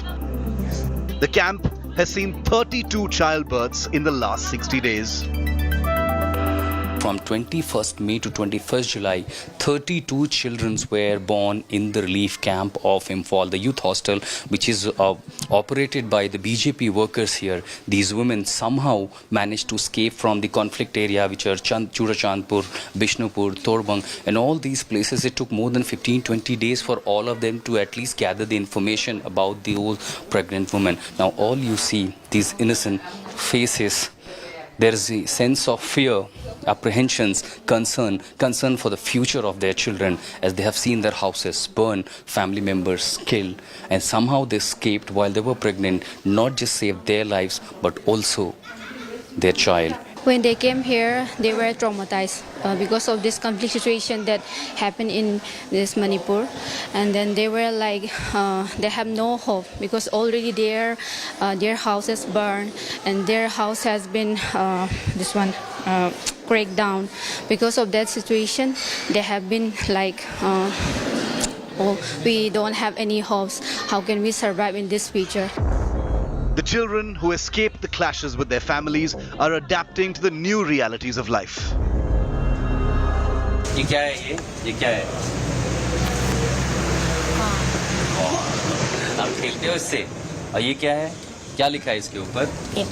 Paper. अच्छा, इस पे counting लिखा है. 2 1s are 2, 2 2s are 4. पढ़ के दिखाओ.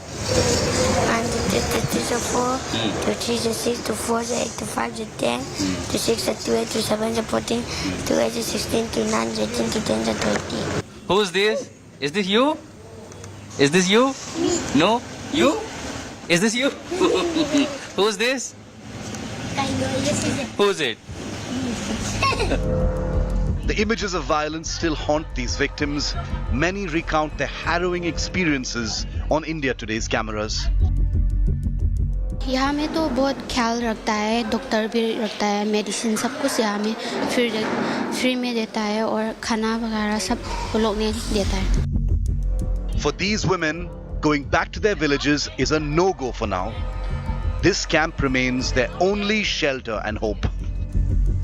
With Ashutosh Mishra in Imphal, Bureau Report, India Today.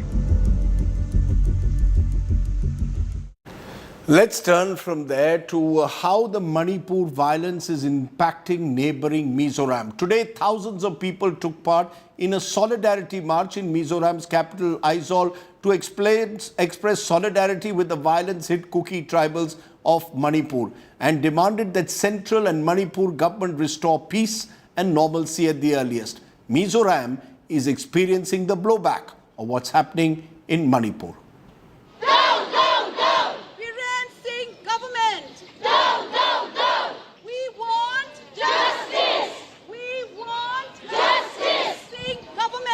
The Manipur tragedy is creating ripples across northeast. Thousands took out protest rallies across Mizoram on Tuesday in solidarity with the Kuki-Zomi tribal community.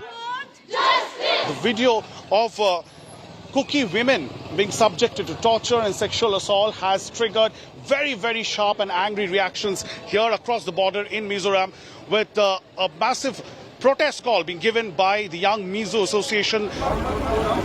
Anger over the violence unleashed on women in Manipur during the ethnic clashes was evident at the march. That Arunachali girl, that beautiful one, she asked the Prime Minister to give priority to the women of India instead of the cow. Cows are more precious here in India than women.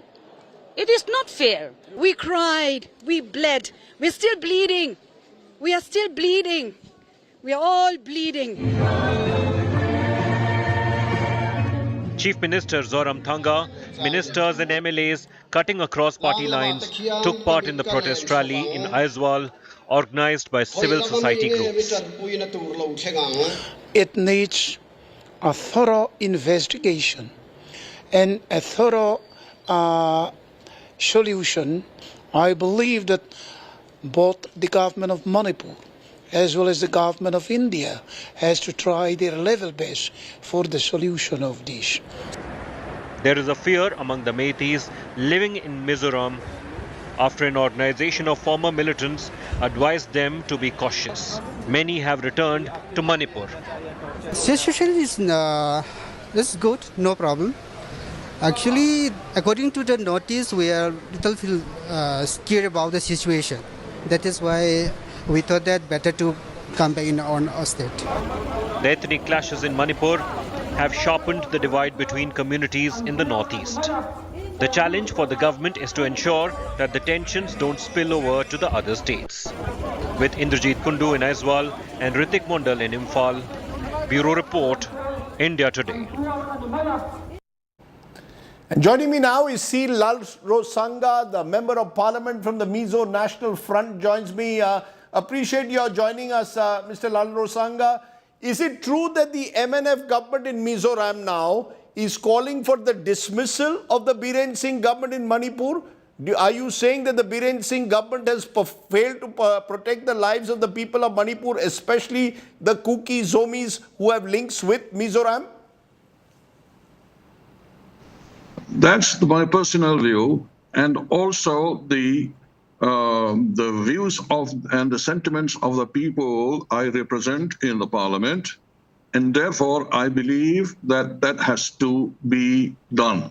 You're telling me on this show that the Biren Singh government must go because you believe it has failed to protect the lives of the Kuki Zomi community, which has these links with the people of Mizoram. Are you saying that the Biren Singh government has acted unilaterally in support of the Meiteis against the interests of the Kuki Zomis and they failed to protect them? Is that what is angering the people of Mizoram at the moment? Definitely not. The present government in Manipur has not been able to protect the lives and properties of the Kuki Zomi people there in Manipur. They have totally failed, and we all know about it. And therefore, we have to see that a better government or a central rule has to be imposed there so that things can improve. Otherwise, it will never improve. No, you're calling for central rule, president's rule or removal of the government. But sir, your party, the Mizo National Front, is part of the Northeast Democratic Alliance, part of the n.d.i.a at the center, which is headed by the BJP. Is the MNF, Mizo National Front, thinking of pulling out of the n.d.i.a and striking out on its own before the elections in Mizoram later this year? I personally feel that we cannot be a part of this alliance if that particular government in Manipur continues like that, because it has failed to contain things. Law and order situation has been now out of hand for so long, and therefore we don't see anything stabilizing in that state till that government goes. But do you believe, Mr. Larturanga, that in Manipur, there is an element of Hindu Meitei versus Christian Kuki Zomi? Is that one of your concerns again? In Mizoram, you have a large Christian population and the Biren government is tangled now in an ethnic conflict which has religious dimensions, Hindu Meiteis versus Christian Kukis, many churches being burned, the church leaders are unhappy. Am I right in saying that that is also a worrying dimension playing out at the moment now? I believe the Christians have been targeted in Manipur, and so many churches have been burned down, and so many sufferings have taken place, and even the churches that have been destroyed, burned, and vandalized, there have been particular sacrilege committed in some of the churches that were burnt down, and therefore we, I believe, as Christians, we are also target out there. But there have been a lot of solidarity protests in Aizawl, sir, and on other parts of Mizoram today. Today we've seen street protests in solidarity with the Kuki Zomi community in Aizawl. Will these tensions spill over now into Mizoram, where many Meiteis also live? Is Manipur affecting Mizoram? Manipur is affecting Mizoram, but not adversely as such. We have internally displaced persons coming in, and we are very much concerned about the situation in Manipur. Therefore, today there was an expression of solidarity with the brothers and sisters in the hills of Manipur, those who have suffered, those who are victims of violence, And today, we would like to see that peace is restored in Manipur, but we don't see that an easy task. However, we feel that in Manipur, the situation has to be under control, has to be put under control. So far, it has not been put under control.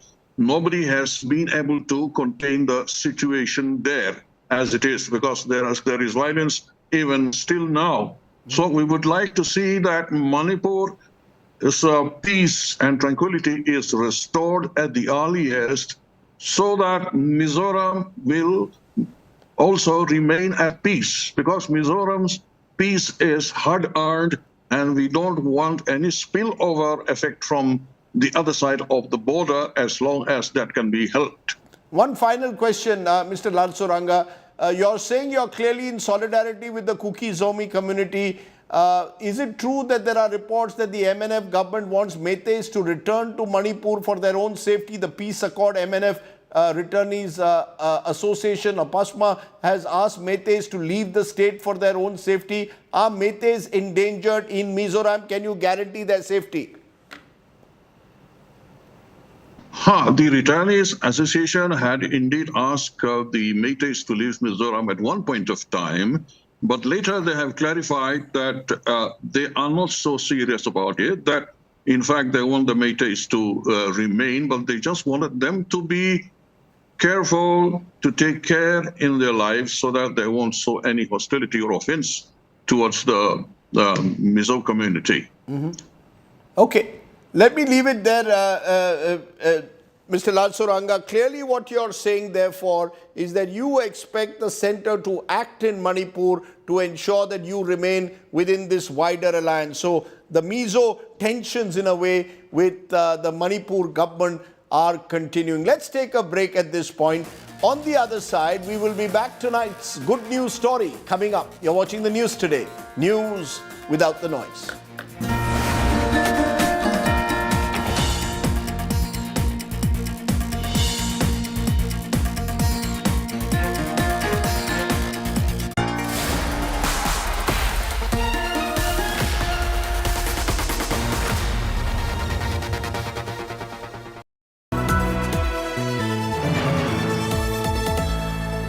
Several villages in Turbang areas were burned in the ethnic clashes, the violence and all. I see only the footprints, everything that burned to these ashes. They blame for everything that is happening here to the Kuki government. We are only defending ourselves. There is a literally line of this area towards the Kuki side where you have a huge number of bunkers.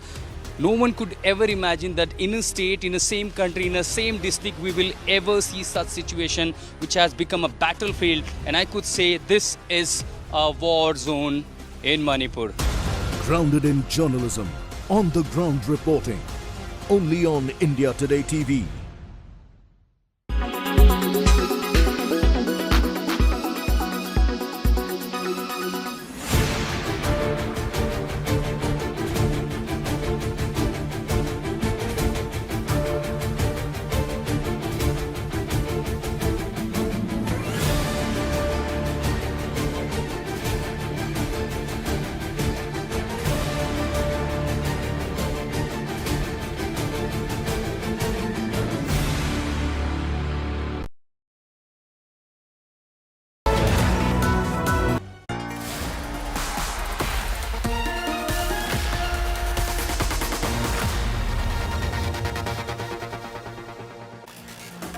Welcome back. Let's turn to tonight's good news today story, and it's an interesting one. The skyrocketing prices of tomatoes recently, which have affected the pockets of several people, have also proven to be a boon for farmers in Himachal Pradesh Mandi. Some of these farmers who are happily depending on tomato crops have now earned lakhs by selling the tomato at good prices. Take a look at tonight's good news today story.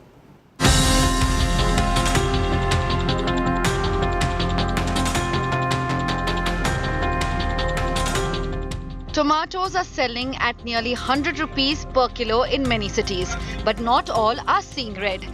The skyrocketing prices of tomatoes over the last month have brought a windfall for farmers in Himachal Pradesh's Mandi district.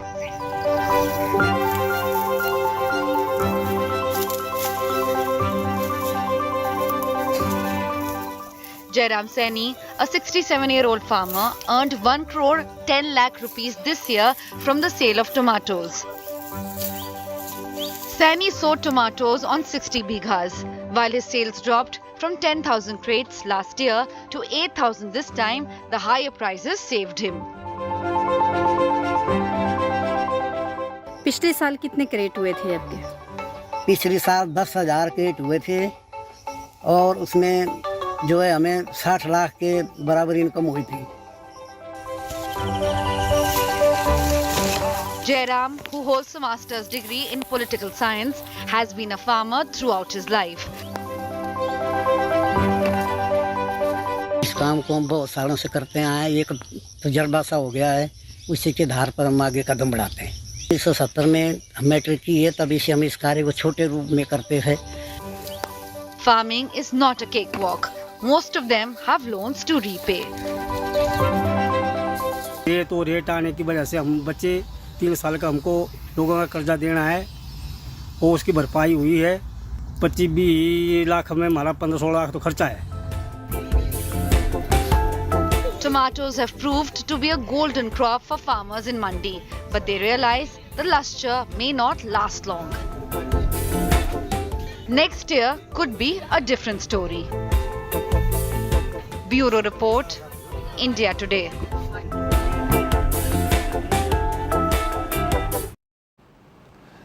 Well, the tomato helps some people at least. Okay, let's leave you with our image of the day.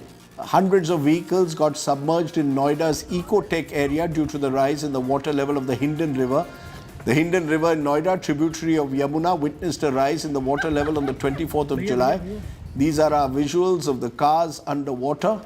You stay well, stay safe. Good night, Shubhratri, Jai Hind, Namaskar.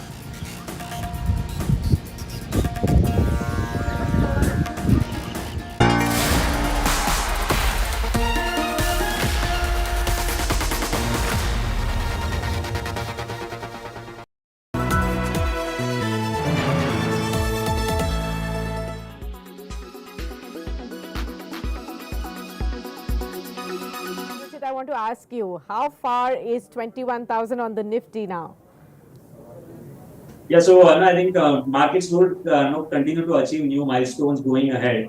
What we are eyeing right now is 20,150. So ideally, as per technical analysis, whenever any stock or the index trades its all-time high, so it's a reciprocal retracement theory, which gives us the target projections or the next resistance projections. Now, 161.8% retracement of the previous correction that we saw in the Nifty, but the one which bottomed out around 16,800, that level is coming around 20,150.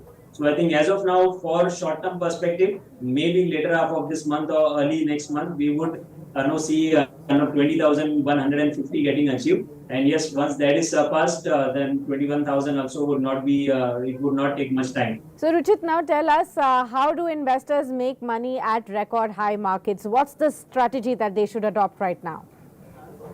So one should adopt a stock-specific strategy over here. See, all the markets, if you see the broader markets, most of the sectors have participated in this up move. So I think auto is one name where we have continuously witnessed a good momentum of late. So I think this trend is likely to continue going ahead. Escorts, Ashok Leyland, then Tata Motors, these are some of the names which would continue this outperformance.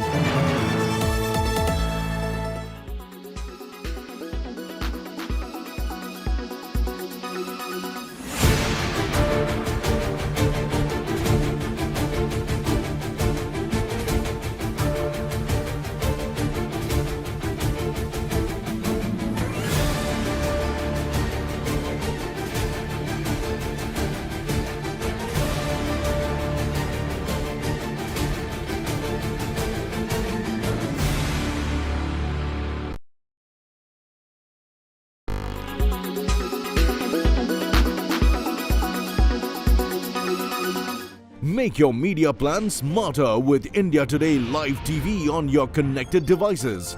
Amplify your brand with 100 million smart internet viewers. To advertise, mail us at sales@aajtak.com. So sorry.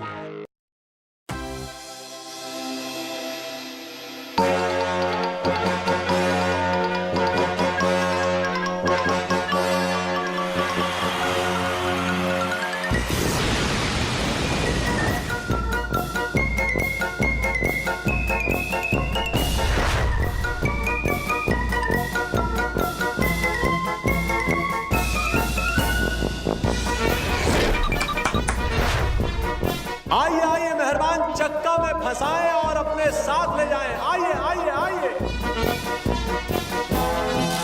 आइए आइए मेहरबान, आइए आइए आइए।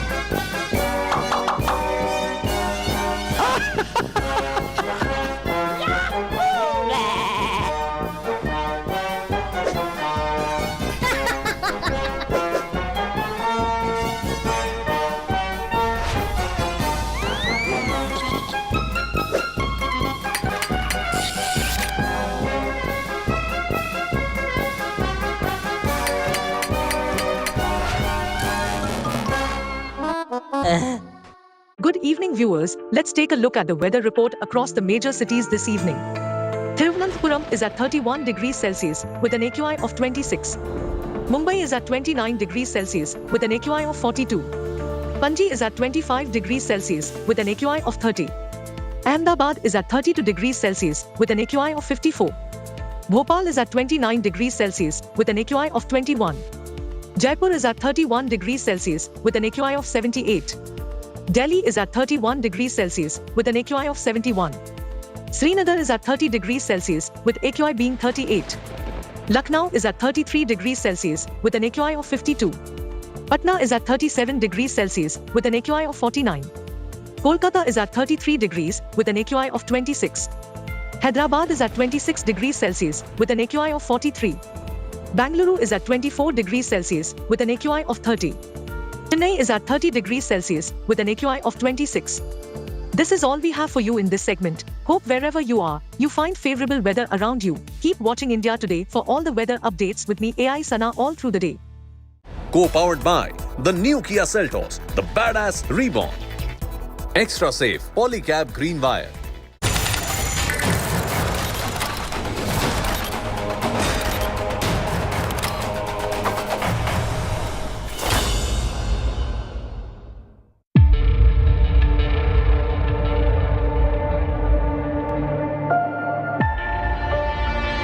"83 days of Manipur violence.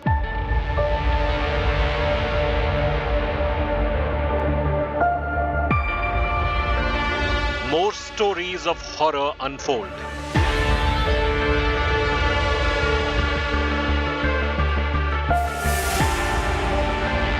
Manipur angle, nobody's touching.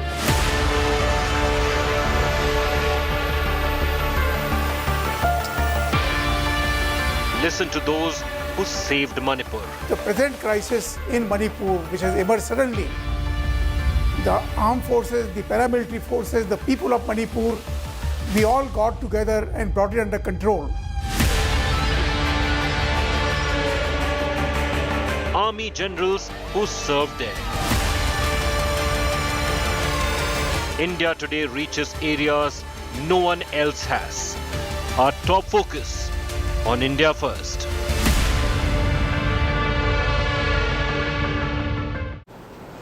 83 days into the Manipur crisis, I wanted to get you an important perspective that's been missing in the media's coverage so far. A perspective of a stakeholder that has been at the forefront of keeping Manipur peaceful through a history of tension. If you haven't already guessed, I'm talking about the Indian Army. Manipur became a part of newly independent India in 1949 and became a separate state 23 years later in 1972. Throughout this time, there has been sporadic ethnic conflict. But the creation of the state spawned a number of insurgent and secessionist organizations that were looking for their own independent states. And this was amidst differences between the different ethnicities already existing within the state. In 1980, the Chaudhry Charan Singh government, when he was Prime Minister at the centre, declared Manipur a disturbed area and brought in the Armed Forces Special Powers Act, or AFSPA. The Army and the Assam Rifles, the two main forces deployed to fight insurgents and protect civilians, fought for decades to bring normalcy back to Manipur, especially in the shadow of separatist movements in neighbouring Nagaland. A potent mix of military firmness and a friendly face, resulting in an overarching suspension of operations between government forces and most separatist or insurgent groups. Other than sporadic attacks on the military, including ones in which many troops have been killed at one go, largely by groups finding a safe haven across the border in Myanmar, Manipur had become very calm, almost normal. Calm enough, in fact, for the government to recently lift the harsh AFSPA provisions from several parts of Manipur, a telling sign, if there ever was one, of normalcy. Things were going well until the crisis that erupted in May this year. Army troops have had to be rushed back in large numbers to the state. A military force that ideally shouldn't have any role in internal strife is seeing itself deployed in strength amidst a conflict it was hoping it would never have to participate in. That's the situation right now. The stakeholders are the army, but we're also in a situation where the army must wonder, well, obviously not openly, but the army must wonder through its community whether all the hard work done over decades to bring normalcy into Manipur could be undone by this current crisis. Here are the big questions that we are asking at this point of time. One, could this crisis undo decades of gains by the army and the paramilitary forces in Manipur? Number two, could this crisis push insurgent groups to revive and to regroup? Number three, could China take advantage of the Manipur crisis in some way? Number four, will this crisis ruin India's anti-infiltration drive? We've just heard of over 700 persons infiltrating in from Myanmar in just the last few weeks. Number five, could this crisis revive secessionism in the northeast because the state is seen to be on the back foot and beleaguered? Joining me live to answer some of these questions and throw some light on what are very difficult questions that only an army man can answer. Lieutenant General S.L. Narasimhan. He commanded an army corps in the northeast, very illustrious scholar of army studies and an expert on China. Lieutenant General D.B. Shikatkar, who was the author of one of the most important documents on reform for the military. He also fought insurgency as a young officer in Manipur itself. And Lieutenant General Shaukin Chauhan, who has been director of the Assam Rifles, written extensively about the Northeast and served there for many years across different ranks. Generals, thank you very much for being with me. Always a pleasure, and I deemed it important to our viewers that we hear directly, not just from experts, from those who've literally had skin in the game, who've literally served in the Northeast, served in Manipur, and seen the peace or normalcy over there directly affect, their own career progressions. General Narasimhan, I'd like to start with you, sir. You've been looking at what's been happening in Manipur, no doubt. How do you see this situation? And one of the clearest questions one can ask is there a risk that this current crisis could undo, some or all of the good work that has been gained over decades in Manipur, much of it by the army, sir? Thank you very much, Shifter, to get me on this show, and it has been a pleasure to always interact with you earlier also and now. The situation in Manipur, of course, is no doubt it's worrisome. And the way it started and the way it has spread is even more worrisome. The thing that you asked about, whether in addition to commanding a corps in Dimapur, which also catered for the entire counterinsurgency operations in Manipur, I also commanded my battalion in Manipur. Yes. So I had been, before that, I also served as an instructor in the counterinsurgency and jungle warfare school, where I taught about the insurgency in Manipur. So over a period of time, one has seen the situation going ups and down like a sinusoidal curve. You talked about the present situation. Some time ago, you find even in Chudachandpur and in Bishanpur areas, there was a problem between Cookies and Paites, and then they had an issue. Cookie land was a demand which was already existing earlier. So all the work that has been done so far seems to be at least temporarily negated for a period till which we will be able to get this peace going again. The issue that we need to look at is how to bring the situation under control, because this situation actually is what will tell us how these fragile peace, when we create a peace situation in the Northeast, how fragile it is and how it is easy to actually get back to where it started. So what we need to do at this point in time is to look at how to ensure that the violence doesn't take place, how to get the weapons that have been looted or brought back into the accounting, and ensure that peace prevails in Manipur, at least temporarily, before we can get into talks with many of the groups, which the Home Minister did when he came to Manipur. That kind of a thing is something that we need to look at.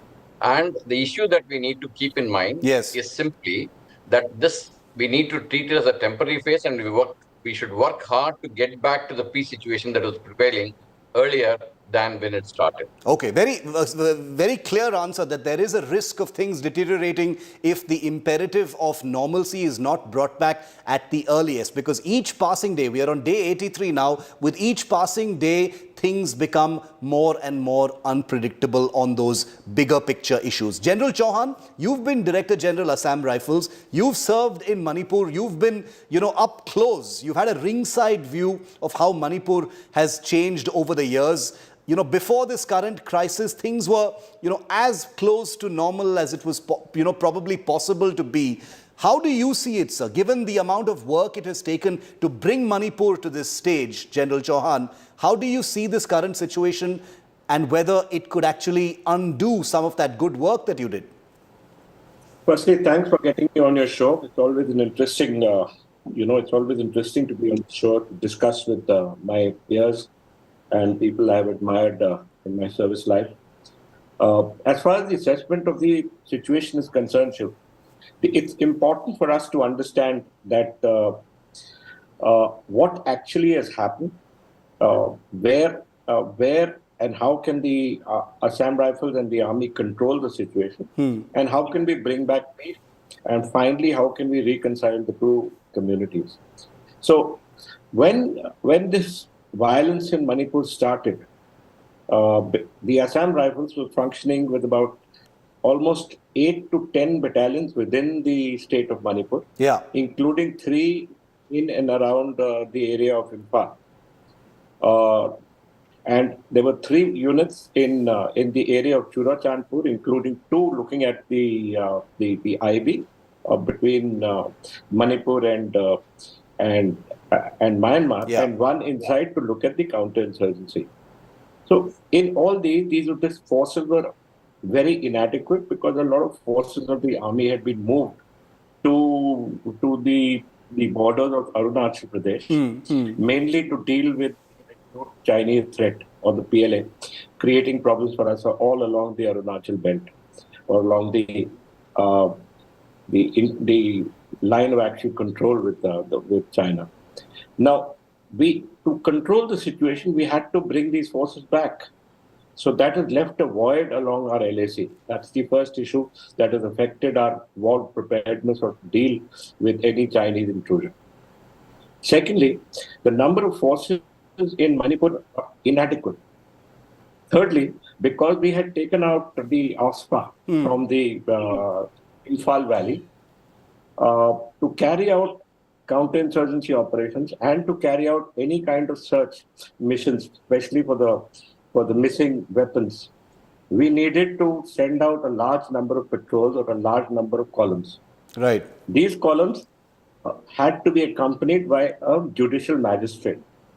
I was speaking with the Director General of the Assam Rifles a couple of weeks back, and he was telling me that, sir, on any day, we are sending out between 150 to 180 columns inside Manipur. But, on that specific point, sir, about, you've explained to us how it works and the way that there is a void that has been left as far as force levels are concerned. But do you, as someone who served there, feel that this current situation could damage the good work that has been done over decades, sir? There is no doubt, Shiv, because we had been able to establish an excellent rapport with the people. We had been able to establish an excellent grid that dealt with the minor problems that happened.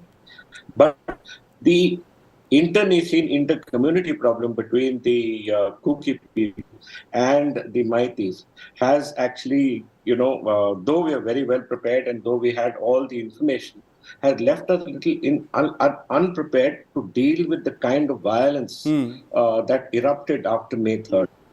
That issue, actually, we were fairly unprepared for. Yeah. And then to deal with the large number of refugees that had to move, the Meitei refugees coming in from Churachandpur and the Kuki refugees being thrown out from the Imphal Valley, have forced us to create a large number of refugee camps. Yes, indeed. We were not prepared for these refugee camps. Okay, that is a harsh assessment. You're saying that it will definitely have some kind of impact, even though what that impact is going to be may not be, fully visible at this stage. But, as someone who, headed the Assam Rifles, to say that there is definitely going to be an impact is itself a very, very sobering thought.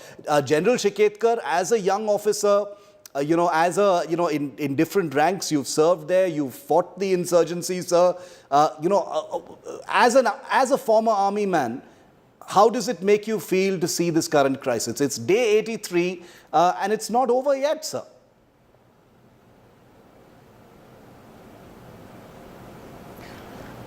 Yes, I must compliment you, first of all. The initial introductory remarks which you made, in fact, you have summed up the entire issue. I served in Nagaland, Manipur, Mizoram during peak insurgency service. Yes. 64, when Nagaland almost declared independent state. It spread into Manipur, it spread into Mizoram, it spread into Tripura, and Ulfa became the things. My study says, and I have been the Corps Commander of 4 Corps, looking after these areas. My understanding is that the present crisis in Manipur, which has emerged suddenly, the armed forces, the paramilitary forces, the people of Manipur, we all got together and brought it under control. It became a peaceful state, and suddenly it has started working. Yeah. So much so that our leaders have called Manipur or Northeast as a gateway to East. Manipur provides you the entry into Myanmar, into Thailand and other parts. That is the geographical importance. My understanding is there is a footprint of unrest. It is in the control of China. It is under the control of China. MPLA, Manipur Liberation People's Army, Ulfa, even today, they are in Yunnan province and Kunming. The money is there. The weapons are coming. I had operated against Maungami's gang, which was caught, which was coming back from China. 200 people were caught in Nagaland, and I was terrorizing them. My understanding is there's a long-term strategy on the part of China, and unfortunately, in our own country, we have people who have sympathy not to India, not to the government of India, but to somebody else. That is the problem which is being created.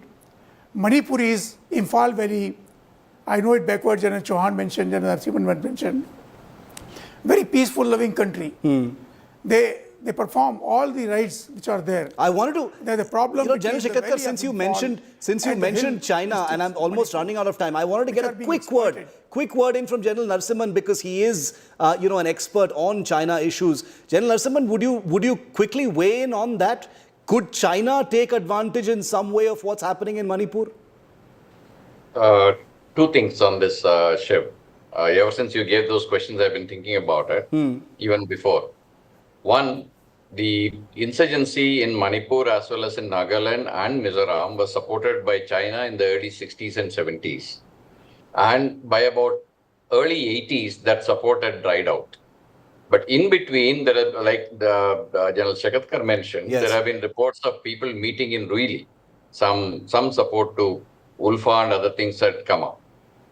In that background, and the weapons that are coming in from More and other places in Manipur, Yes. is actually having Chinese markings, and we have seen that earlier also. But the problem is, it is very difficult to actually pin it on the official support that is talked about from China. Right. The weapons are coming. We know, we have raised this with the Chinese also in the past, and they have clearly said that these are probably weapons which are actually not in the official domain. It must be being pilfered somewhere else. So these are the kind of things that we get to hear. Okay. But there has been some kind of an influence of China in the Northeast was visible when reports emerged as the Chinese operators meeting the underground leaders from India in Ruili. So there is some issue, but how far is the involvement in the present situation will be very difficult to actually attribute to anybody as yet. Okay, understood. It's still a shape-shifting situation. Day 83, it's a much larger number than it should have been ideally. Things should have been brought under control a long time ago. But I can only imagine how, army veterans who've spent careers in the Northeast, are looking at, work being reversed, undone, negated by this current situation that has spiraled out of control and hasn't come to an end yet. Thank you very much, General Narasimhan, General Chauhan, General Shiketkar. I wish I had more time. Unfortunately, this was a short show, but I really appreciate you taking the time out and being with us here on India Today. Well, that's a wrap. Manipur has been burning for more than 80 days now amidst the unfolding ethnic violence. Glaring instances of women's safety in danger have surfaced, especially in the wake of that horrifying video that went viral recently. More chilling stories, however, have come to the fore. What that video captured was only the beginning. Here's a detailed report. Days after a video of two Kuki Zomi tribal women being stripped naked and paraded went viral, more horror stories are coming out of Manipur. On May 4th, a similar crime took place in the state capital. Two young women who used to work at a car wash facility in Imphal were allegedly abducted, gang raped and murdered by a mob. The victims belonged to the Kuki Zomi tribal community. The mother of one of the victims filed a complaint. An FIR was registered on May 16th. The FIR says the women, aged 21 and 24, were at a rented house when a mob entered their room and allegedly raped them before killing them. When the problem got started, her mother rang up twice, but she did not pick up the phone. But the last moment, one lady's Métis woman picked the phone. Whether you want your daughter alive or dead, she said to her mother. At that moment, they put up the phone. Later on, we knew that the lady was dead. They were tortured to death, and there are another girl from your same village, right? Mm-hmm. The two girls worked together in a Gama car wash. So the two were killed in the same day. There are horror stories from both sides of the Meitei-Kuki divide. An 80-year-old widow of a freedom fighter from the majority Meitei community was locked inside her house and set on fire by an armed group in Kakching district. उस दिन जब हमला हुआ, माँ को क्यों छोड़ कर आए थे? क्या उन्होंने बोला था या फिर वो चल नहीं पा रही थी? माँ तो मॉर्निंग का और कुकी मैराथन में आया है, घर भी सभी भी है और घर भी सब अग्नि है, जला दिया। The fault lines run deep. These women from the Meitei community have put up barricades and built temporary bunkers to safeguard their territory near the Kuki-dominated areas. As I pass through this Imphal stretch, which is a particular stretch divides the entire territory between Kuki-dominated territory and the Métis. And what I see here, women have taken charge here on the street, not only guarding their territory, but also maintaining these barriers, these barricades, where every vehicles are being frisked by these women. and the only reason is that they want safety of their families, their children, and these women, despite that many of them have been victim of the violence, they are standing tall against all odds. These women symbolize the power of women in Manipur. हाँ डर तो डर है ना डर हो गया तो हम लोग तो मेरा my village my children my family protection करता है ना डर हो गया तो हम लोग तो सब मर गया तो क्या कर गया डर हो गया तो हम सब उसके मदर लुक्स ने आ गया ना The crisis is spilling over. Thousands participated in a protest march in Mizoram, expressing solidarity with the Kuki-Zomi community in Manipur. We are here in Aizawl today.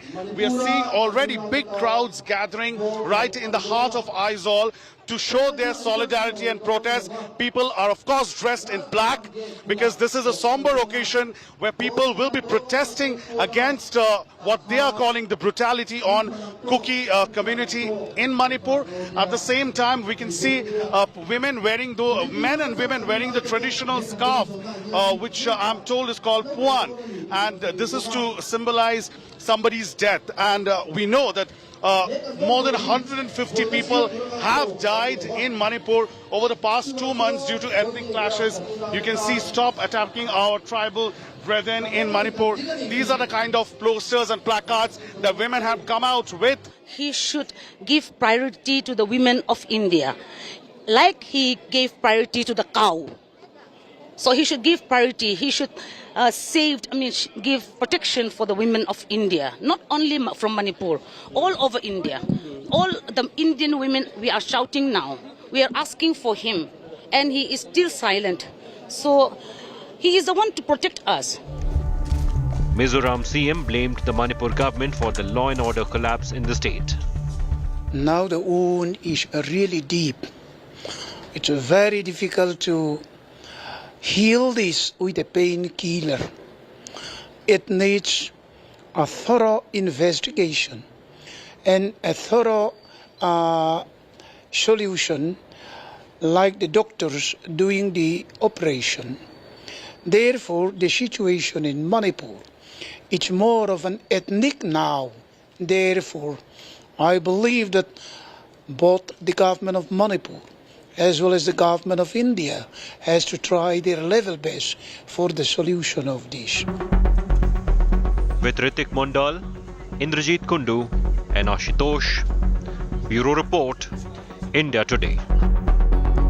As India Today reports the Manipur crisis from all angles, the most glaring perspective of it all is, of course, from the ground. Churachandpur and Bishnupur remain the two epicenters of the violence that is unfolded. However, the situation from the north of Imphal, the state capital, remains a mystery. India Today is the first channel reporting from the northern part of Imphal in Limakong, where Kuki and Meitei have been in a war zone with each other for the last many weeks.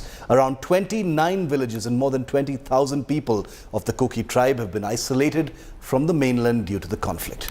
Protests are being held in the valley by women of the Kuki tribe in Limakong, demanding separate administration. This is an exclusive ground report by India Today's Ashutosh Mishra.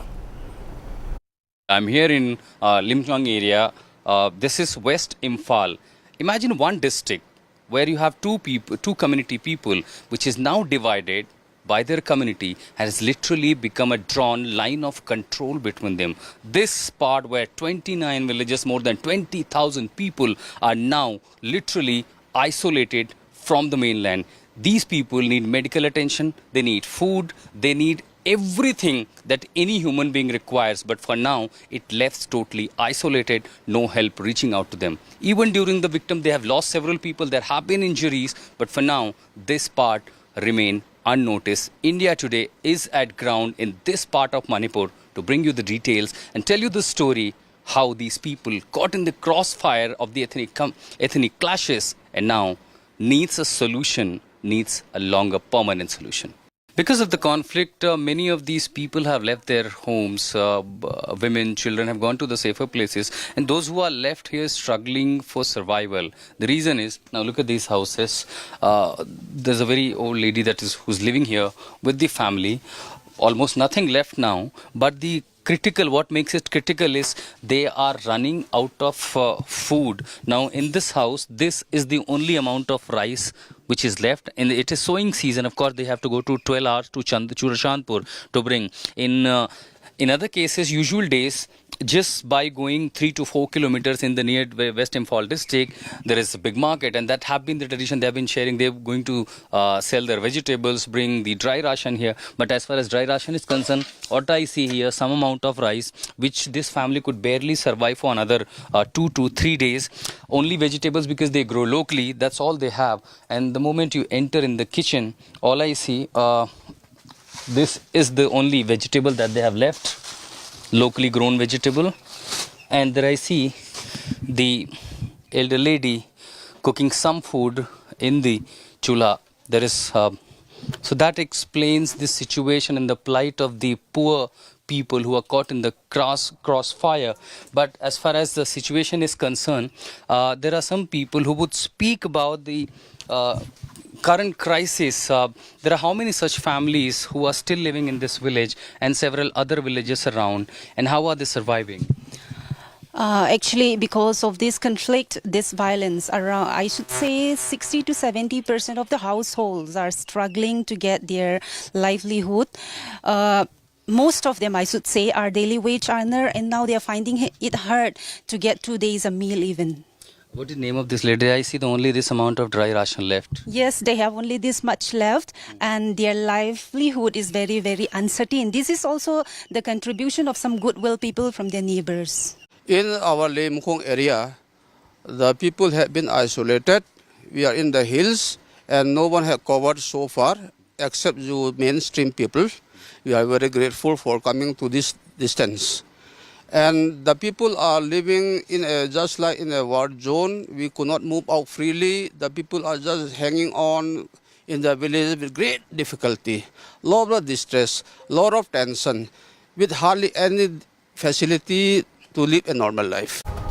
That's it on India First. Thanks so much for watching. Business Today with Abha comes up next.